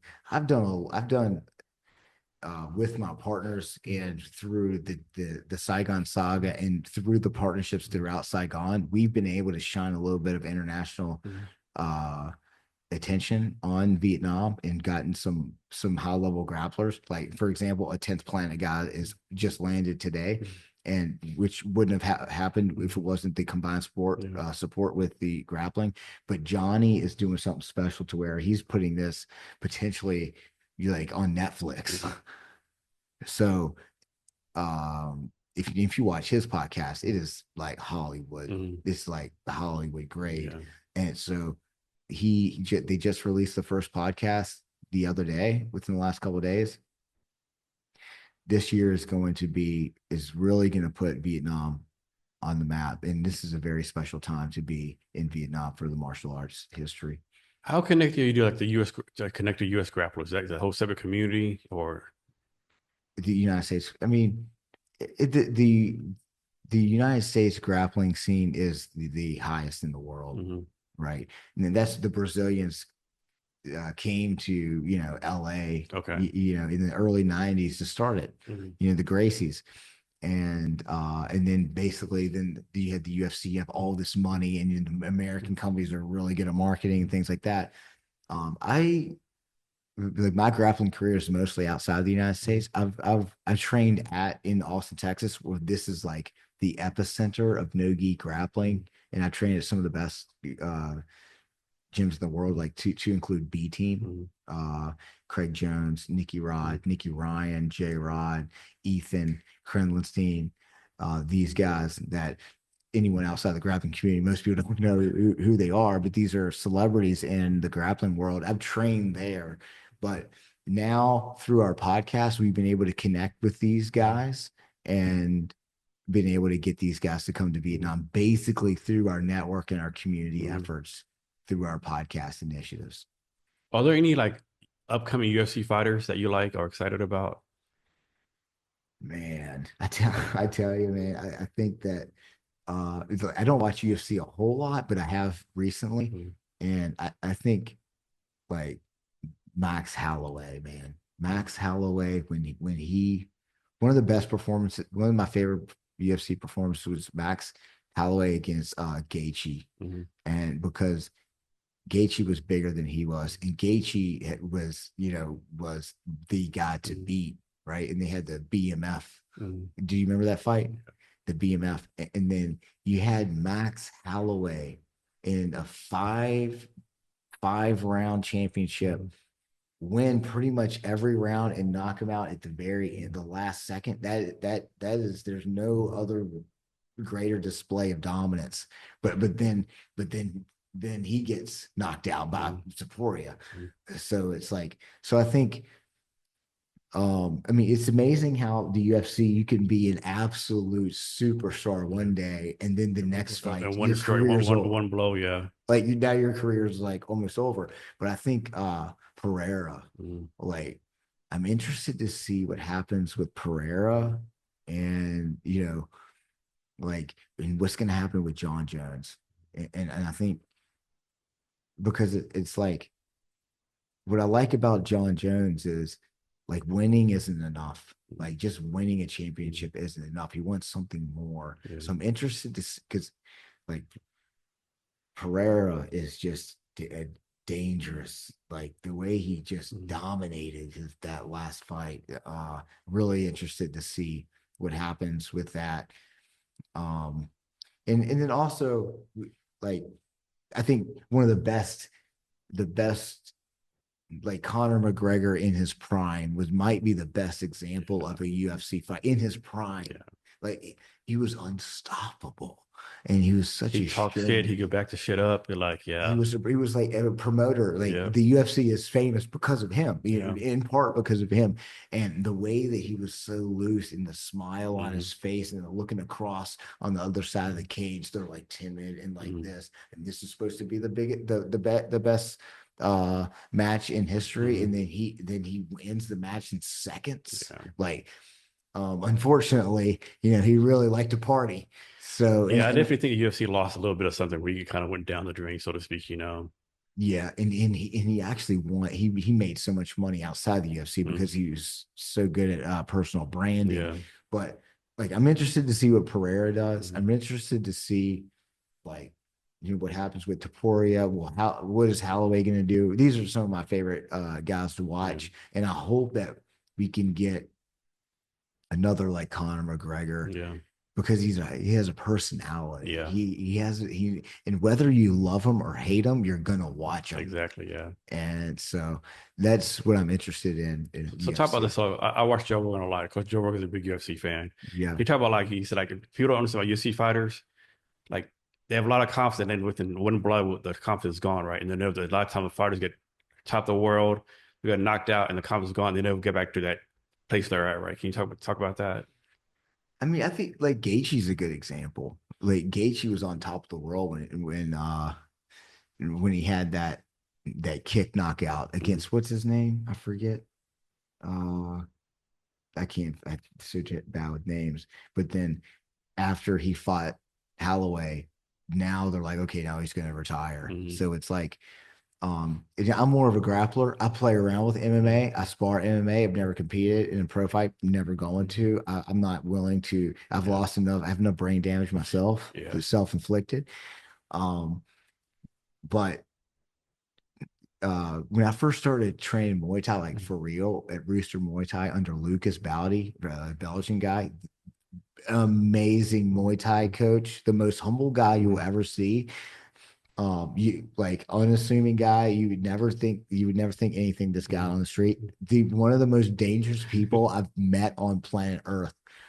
And it's really easy in a Muay Thai class when you're punching the Mhm. bag and you're like, man, I can do this. Mhm. I can win Mhm. some MMA fights. But then when you're sparring and then you get punched in the face, that first time you get punched in the face, like it just changes the way you think. So this is just totally random. I think that's wrong thing wrong with the earth right now.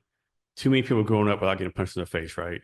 I think that's a lesson to learn, like take a punch in the face and how you come overcome that, right? I think too many people need not literally be punched in the face, you know, but maybe a little, right? Like too many people Yeah. like grow up all their life not having a fight, not having like any resolution, right?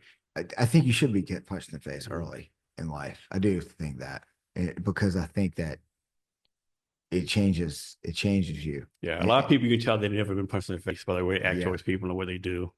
yeah, and it's like and then I would spar with some like I have a lot of friends who are pro fighters. Mm-hmm. I spar with these guys. I guess they're not even really trying against me, and Mm-hmm. they destroy me. And I'm like, okay, yeah, I'm not gonna. So talk about what you're doing with this Gods of Martial Arts. Yeah, so God's martial Is that something arts. pretty recent you're doing? Yeah, so I've had the very distinct honor of being selected to be the international recruiter for Gods of Martial Arts 2025 International Tournament Series. Now, Gods of Martial Arts is the first MMA promotion that I have seen, that I have experienced, that truly celebrates martial arts traditions. And here in Southeast Asia, we have traditions that are thousands of years old and a lot of diverse traditions, to include Vietnam. In America, martial arts is more like a business. How many people can we get people to watch and knockouts and stuff like that? Um, so Johnny, asked me to help recruit for the international tournament series, where I would recruit from those five countries that I mentioned earlier: Cambodia, Laos, Malaysia, Myanmar, and Thailand. And this is now we're going to have Vietnam champions against these top fighters from these five different countries. And this last year we had three different Gods of Martial Arts events, quarterfinals, semifinals, and the finals, all Vietnamese. This year in 2025, we're gonna have 8 different events, 4 Vietnamese only and 4 with the international tournament series. And it's going to be really interesting because we're going to like what's going to happen when we have, you know, a, a Lethwei Myanmar fighter. Lethwei, these are like bare knuckle fighters that and headbutts allowed. These guys are tough. Like, and I'm looking at like a lot of MMA records are like 7-2, 6-1. These guys out of like doing these out of Myanmar and Thailand, their records are like 85-19. And it's insanity. Like how many fights these guys have been in. And they're not like from America where like everyone in the world knows about this. Mm-hmm. This is old traditions where not a lot of people know about it. So we have diverse striking traditions in an MMA tournament that is on a grand stage with Hollywood level production, Mm-hmm. where grappling is not really, they're mainly strikers, they're not really grapplers. Mm-hmm. So they need to improve their grappling and then wrestling to really win. What is going to happen? I don't know, but it's going to be really interesting to see. This is the really God's Martial Arts International Tournament Series. It's really the first time we've ever seen on display these diverse, traditions that are thousands of years old in one tournament in an MMA tournament. And where's the tournament going to be at? It's a lot of it. It's going to be here, and it's going to be in Vietnam. Lien Phalm, which is near District 7.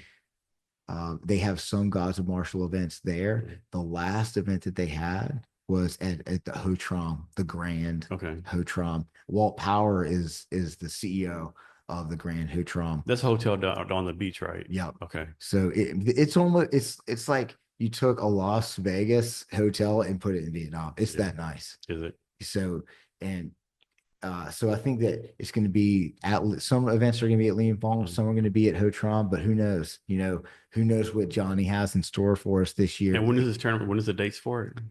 They've got the first international. I think the first international tournament series is going to be in May, but there might be some of the Vietnamese ones before that. So that's a good question. I think probably March or April will be the next one. And how did you meet Johnny? Like y'all been friends for a long time. How that relationship come about?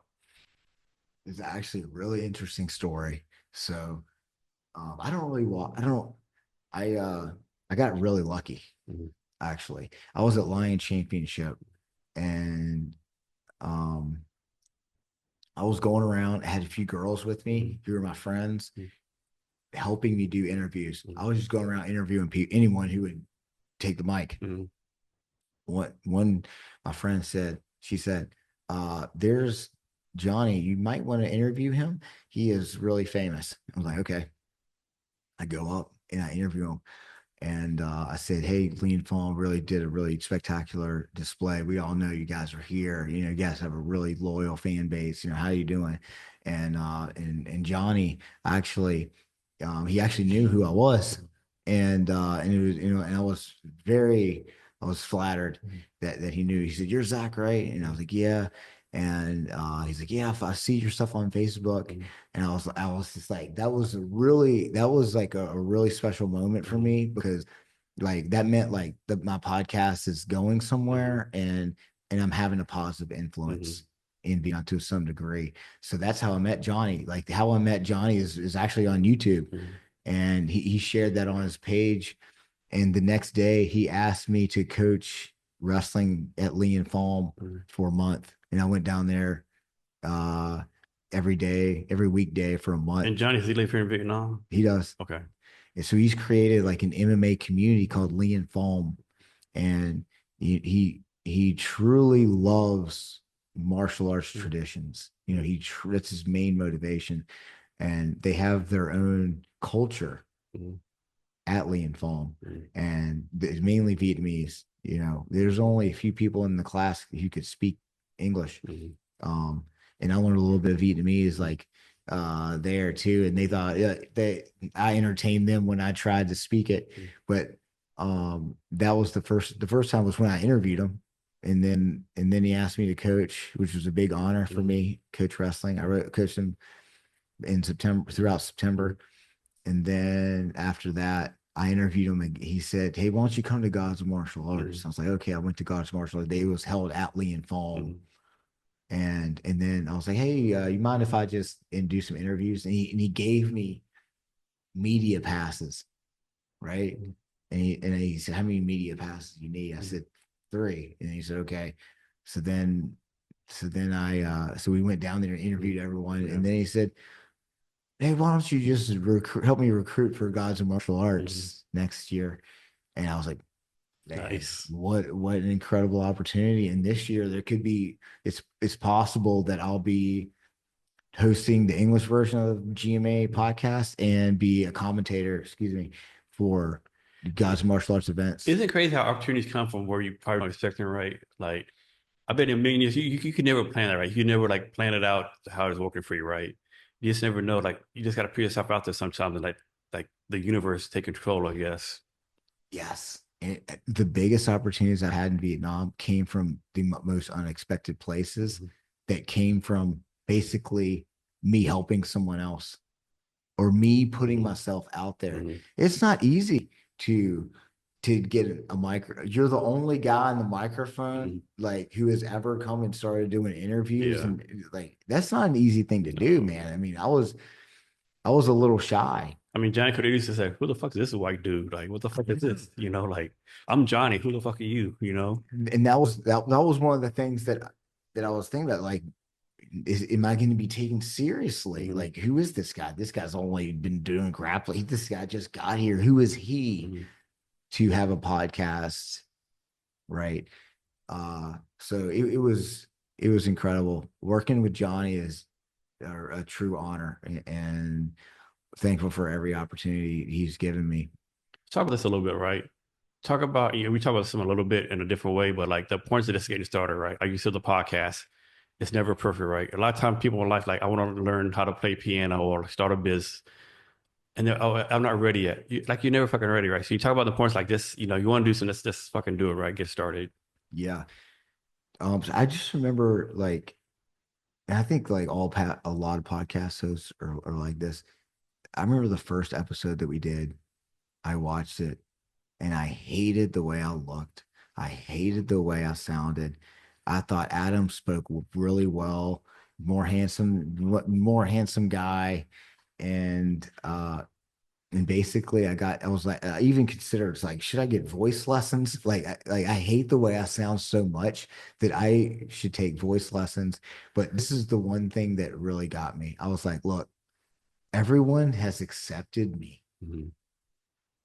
Everyone has accepted the way I look and sound, except for me. I have to accept Yeah.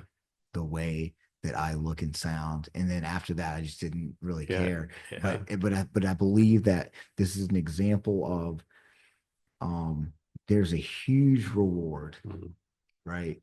In courage, right? Whether it's wrestling or podcasting or something, that you're scared to do something, you don't know what's on the other side, but if you're able to get through it, the rewards are huge. And for me, the first time that happened to me was with wrestling, because I'd already tried all the sports. I sucked at all of them. Right. I sucked at all of them.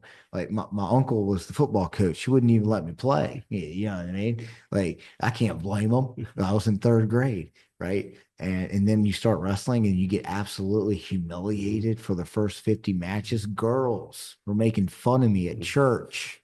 That's how bad it was. But then eventually I got through it, and then I became a pretty good wrestler. And because of that, tons of rewards that are basically the strength, the inner strength, and the resilience that I have within myself that eventually led me to travel internationally, is the same thing as getting on a podcast, putting yourself out there, and those things that take courage, that you're scared to do, and you don't know what's going to happen. You know that you're going to be judged, I believe, are some of the most rewarding things in life. It's crazy. Like everyone hates their voice, right? Everyone hates it for some reason. Right? I have a friend of mine. She's a lady. I mean, her voice sounds so angelic. It's like the most soothing thing ever. And everyone tries to tell her you have the best voice we've ever heard. But to her, her voice sounds scratchy, like a checkerboard, like nails on a checkerboard. Like, what are you talking about? Hmm. Like, I could go to sleep to your voice, right? But in her mind, she hears like something completely different. Yeah, exactly. Lex Fridman said that he hates the way he looks and Yeah. sounds. Yeah. And so yeah, I don't know what it is about us humans. Yeah. We're Oh, worst so enemy sometimes. self-critical of ourselves, you know? And it's like And so you have an event tomorrow? two events Two tomorrow. events. Can you talk about We, those? yeah, we've got the first one. Our first grappling event is Michael Hillebrand, a Mm-hmm. black belt out of 10th Planet, Oakland. Mm-hmm. Um, he basically just wants to come and first time in Vietnam, wants to make an impact on our community and keeping the expenses extremely low. Mm-hmm. So we're able to keep the price like very low. So maximum participation. It's going to be in a new venue at a new gym called Ace Martial Arts, 100 square meters, air conditioned with brand new mats, which is pretty rare in the Saigon grappling community. Usually we don't, the Saigon grappling community is under resourced and we don't really have air conditioned spaces. This is a big air conditioned space. Really excited about that. And our second event is pickleball at BSB Pickleball. It is a brand new venue, really nice. The bathrooms are air conditioned. If I didn't know any better, I thought I was in a club. Like they're that nice. And like championship courts, we're giving away $1,000 in crypto prizes, real money. You know, the challenge with crypto is like there's a lot of scams, but this is like a legitimate crypto things to shout out to Shade Protocol, Carter, and Mirko. And so this whole event, we kept the price very low to that. We have 3 pickleball courts, one for beginners who want to learn a lesson, one for amateurs who want to pick up some pickleball, just pick up games, and then a championship court where you can win up to $500 in crypto. Really nice environment. We got Pure Bowls providing free acai bowls to anyone who attends, and we're making this an event to basically we're not really trying to make money off of it. We just want maximum participation. We got professional photographers there, and you're invited too, free of charge if you'd like to stop by. Even if you don't want to play pickleball, you'll get introduced to a Yeah. nice community. And one of the main things that we're trying to do is unite the martial arts and pickleball communities and see what opportunities come from that. For the grappling, is it only for people actually doing grappling matches, or can a random person can come by and like watch grappling or Anyone can come. okay. Anyway, you can come to the grappling Yeah. tomorrow. Then we'll Why come on don't the you grappling why team. don't you Yeah. come? Yeah. It's at 2 o'clock. Okay. You can participate, you can watch, you can meet. There's a lot of really remarkable people Yeah. in the grappling community. Like I found my dentist in the grappling community. It's a German dentist, Adrian. The, I'm not, this is unbiased. The best dentist Uh-huh. I've had in my life. Yeah. I hate going to the dentist, but I love going to Adrian's here in Taldean. Um, but yeah, please stop by I either will. one of the events. Yeah. You don't I have to want pay, to. you don't have to pay anything. I'm excited about both events. And what time Uh, does the pickleball event start? it's going to start at 5 o'clock. Okay. BSB, it's in on Are they food. both in the same area? Yeah, they're both in on food actually. Okay. I'll send you the locations. Okay. Both are super nice, Okay. but the word come and play pickleball, get a free acai bowl, meet some cool people, play a little bit of Yeah. pickleball. You'll meet Pickleball Dave. Mhm. Pickleball Dave is like a really big, like a new influence here in Mhm. Saigon who has a personality, really good Okay. coach, and really making connections in a way that I think Saigon needs right now. Cool. So if you're like a basketball fan, like your dream might be to play basketball with Michael Jordan one-on-one, right? You know you're gonna win, even though he's like in his 50s, 60s. Like, man, I get to play basketball with Michael Jordan. Do you have like a dream grappling match with someone who's like a big grappler somewhere? And you're like, man, I know I can't beat him, but just like be in the same area with him, like to get lessons from him. Yeah. I've actually met I've Craig Jones to me is the most influential grappler in the world because he does events, charities, and he blends all of these different communities Mhm. together. And so one of the most remarkable things he did was like the Olympics of grapplings was ADCC, Abu Dhabi Combat Club, and the world champion or would win $10,000, which is nothing because grappling, like to win that, you have to, there's only 5 champions in the world, right? So like that doesn't even cover your costs, your training costs. Craig Jones was like, you know what, like I'm tired of these. And they had raised millions of dollars and just put it into promotion and marketing, stuff like that. He in 3 months raised $3 million and created a grappling event where everyone to show up, everyone who was invited to this tournament made $10,001 just for participating, just to say, hey, you know, we value, and just to say that you make more money than the champion just by coming here, and then the winners get $1 million. So he was able to do that, give back to charities, and really make an impact globally. I met Craig Jones a few years ago, but my dream is to be able, because our Saigon Superfights is kind of like take some elements from CJI, Craig Jones Invitational, to give opportunities. My dream would to be work on a project with Craig Jones, and to get to the point to where I would be valuable enough, or he would see enough value in me to work with me. That would be my dream. So let's say it's December 20th, 2025, right? In the future. What needs to happen between now and that date for you to say, you know what, 2025 was a good year for me? Yep. Whatever the good year for you means. I think that the ability to have, number one, I think Gods of Martial Arts, Saigon Super Fights are 2 opportunities that can have a positive influence on the community, and be able to live comfortably off of sponsorships and have my enough gym memberships to where I don't have to worry about daily expenses. And then we get to the point where we have so much momentum where we're impacting a lot of people's lives in the grappling and fitness communities here in Vietnam, and contribute to Johnny's vision of putting Vietnam martial arts on the map. That would be a good. So basically, like this is your life's work now, right? Like this is what your life's going to be about from now on, correct? Yeah. Okay. And it's about martial arts, and it's about events. Like I think I'm an events guy. Like I can create an event that benefits a lot of different organizations. Every like organization has a capability or an asset, and they also have a need. You have 10 organizations, they have 10 different assets, you have 10 different needs. How do you put those together in an event that benefits everyone toward a shared vision? I do believe that is one of my skill sets, and I want to apply that here in Vietnam because I love the Vietnamese people, and I feel more at home in this country than any place I've ever been in life. And for me to do what I love and have a positive impact in this country means more to me than anything. Nice. So Zach, is there anything I should have asked you that I haven't yet, or anything else you want to talk about? I don't think so. But I just thank you for having me on the podcast. What are some of the things you'd like to share that you've learned through podcasting and your experience in Vietnam? I mean, with podcasting, just like I joke around.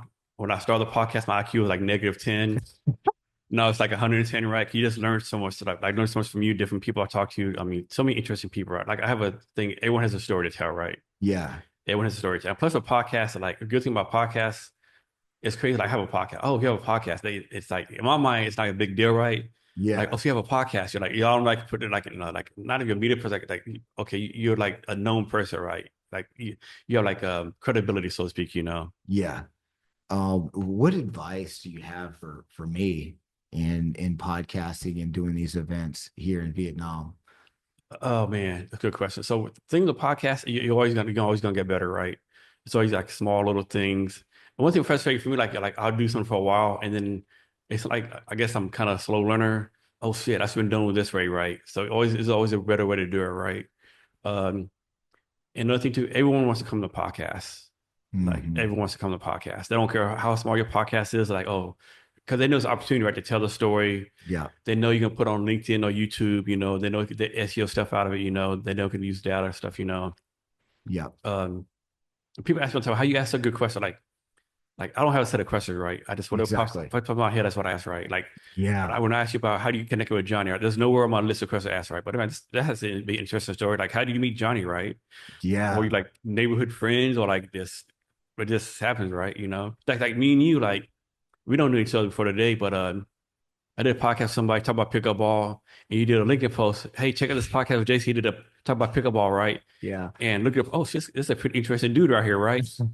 Oh shit, he's doing this, he's doing that. Let me see. Hey, you want to be on the podcast, right? You Yeah. know, So let me share with you why that happened. So 2024 is all about like Instagram and LinkedIn and stuff like that. And I'm like, man, like we really want to get sponsors and connect with more people. mm, So I'm like, okay, I'm just gonna make my link. I'm gonna update my LinkedIn yeah, and see what's out there. yeah, So I just started typing in like mm, podcasts, pickleball, mm, stuff like that. And then I was like, there's another podcast in Saigon. Like how have I missed this? So I'm like the 2025 is all about how many yeah, connections can we get yeah, through LinkedIn because this is more professional network, yeah, more opportunities for sponsorships and mm, professional yeah, connections. And I saw yours and I was yeah, like, my God, I mean, look, this guy's doing so well on yeah, LinkedIn, you know. So I was like, man, this is a really big opportunity for us. yeah. So No, this is a fun lot of time, right?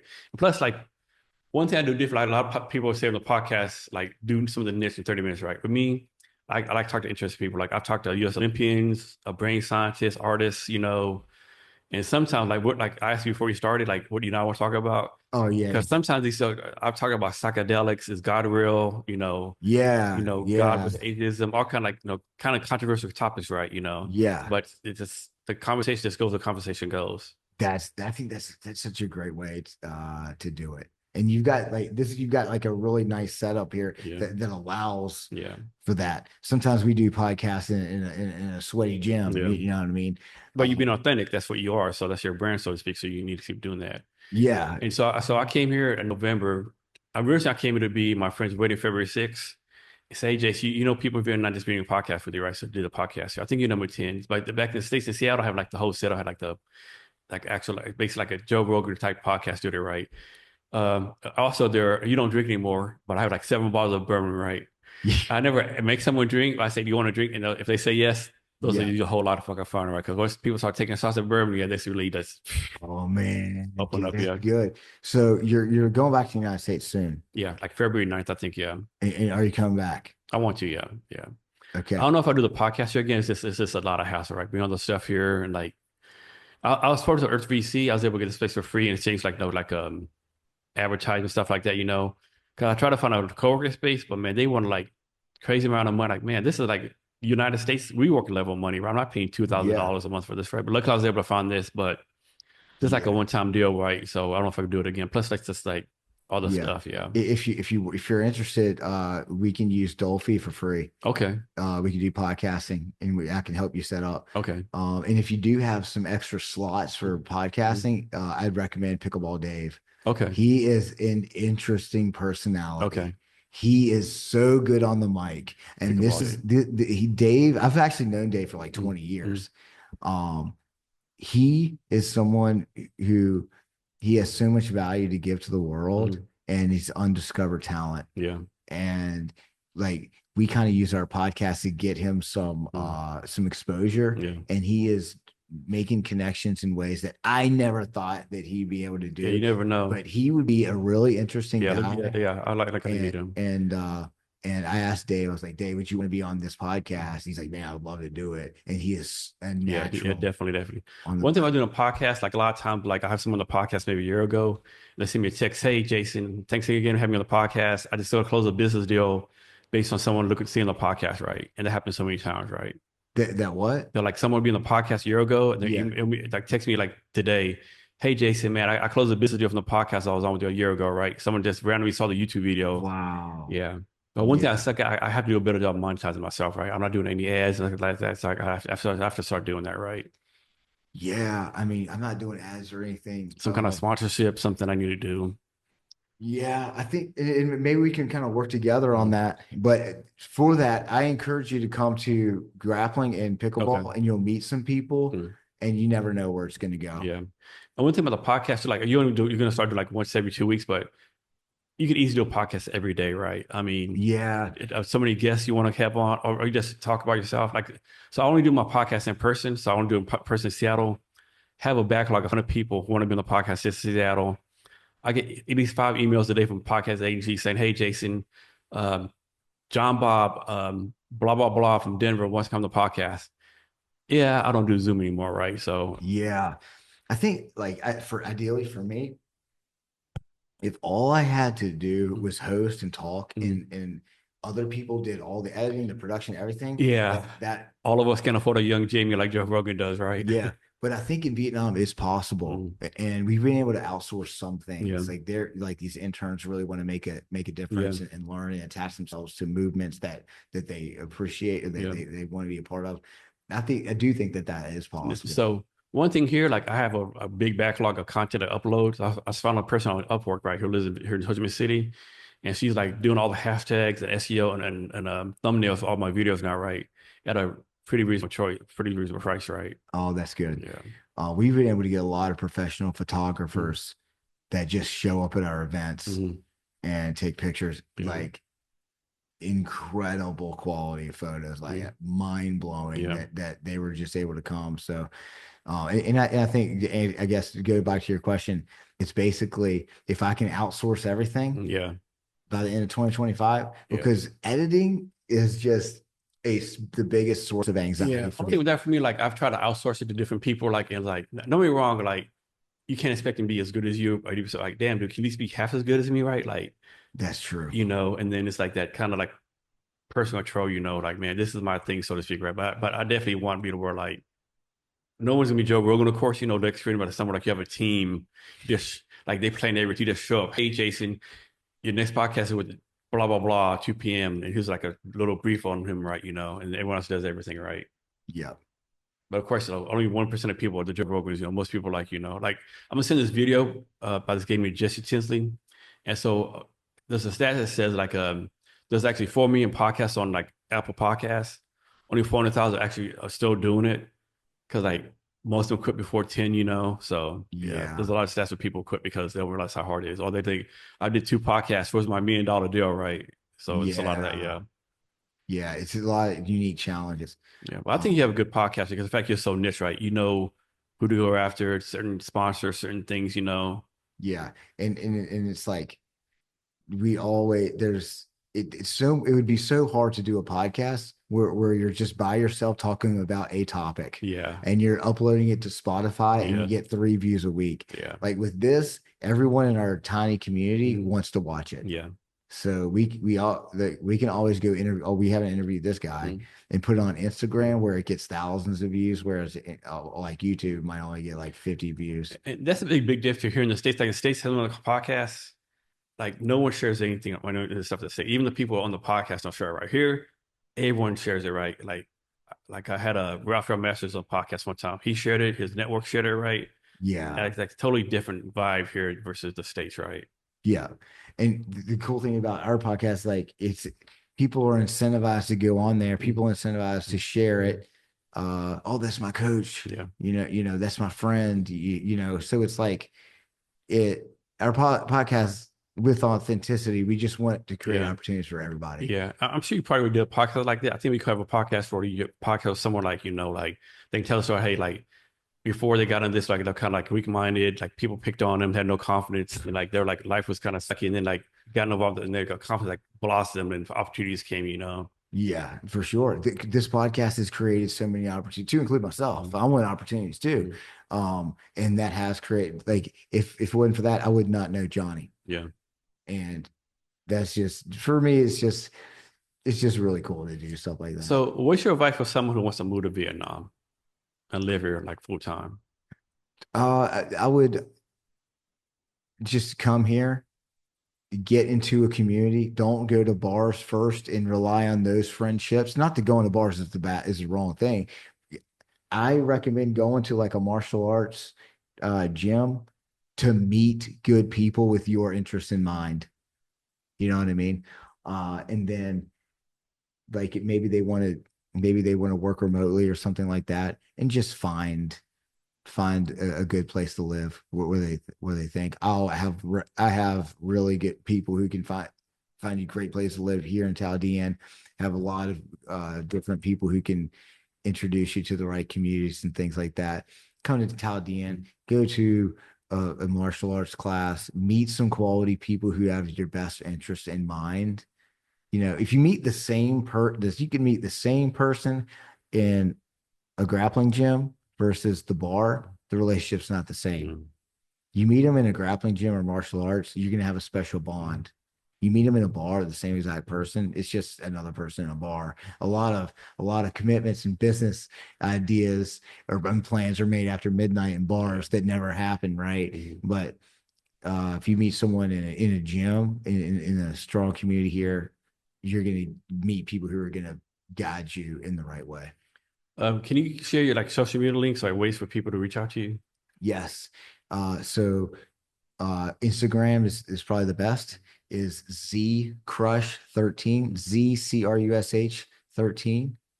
And you can search my name, Zac ZAC Crush on Facebook. If you just Google my name, Zac Crush, you're gonna find it. And then the handle of the podcast is Saigon Saga, Mm. spells. But if you Google Zac Crush on LinkedIn or Facebook or Instagram, I think I'm the only one on the internet. Okay. Yeah.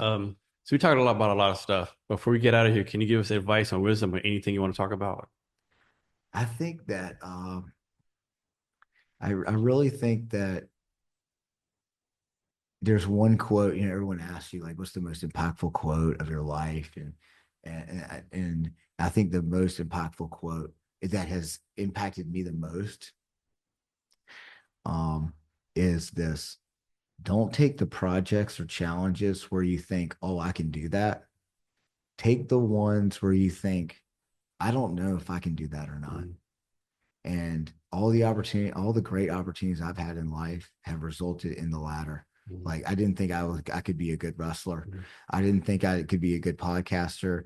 I didn't think I would be a good recruiter, but I took these Mm. challenges. Like when Johnny offered me that recruiting job, I was a little intimidated. Mm. Like, am I going to be able to do this? Mm. But that has created a lot of other opportunities. Am I really going to be able to be a podcast host? Are people going to make fun of me? Are they going to take me seriously? But the rewards are 1,000-fold when you do things you don't think you can, Mm. because just like you said, when you try to do things, the universe conspires Mm. to help you. You know, Mm. um, like that in that book, The Alchemist. Mm. You know, I really do believe that when you have courage to do something that you truly believe in, the universe will conspire to help you. I do believe that. Yeah. So back to podcast, the question you asked me, right? So a lot of people say, no, what's the purpose of podcast? Why you like doing it? Like, of course, everyone wants like downloads and views.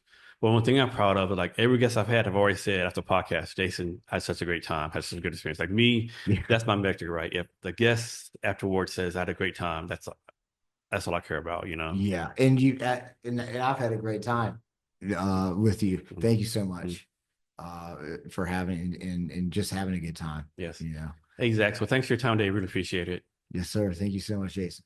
And to our listeners, thank you for your time as well. Remember to be great every day.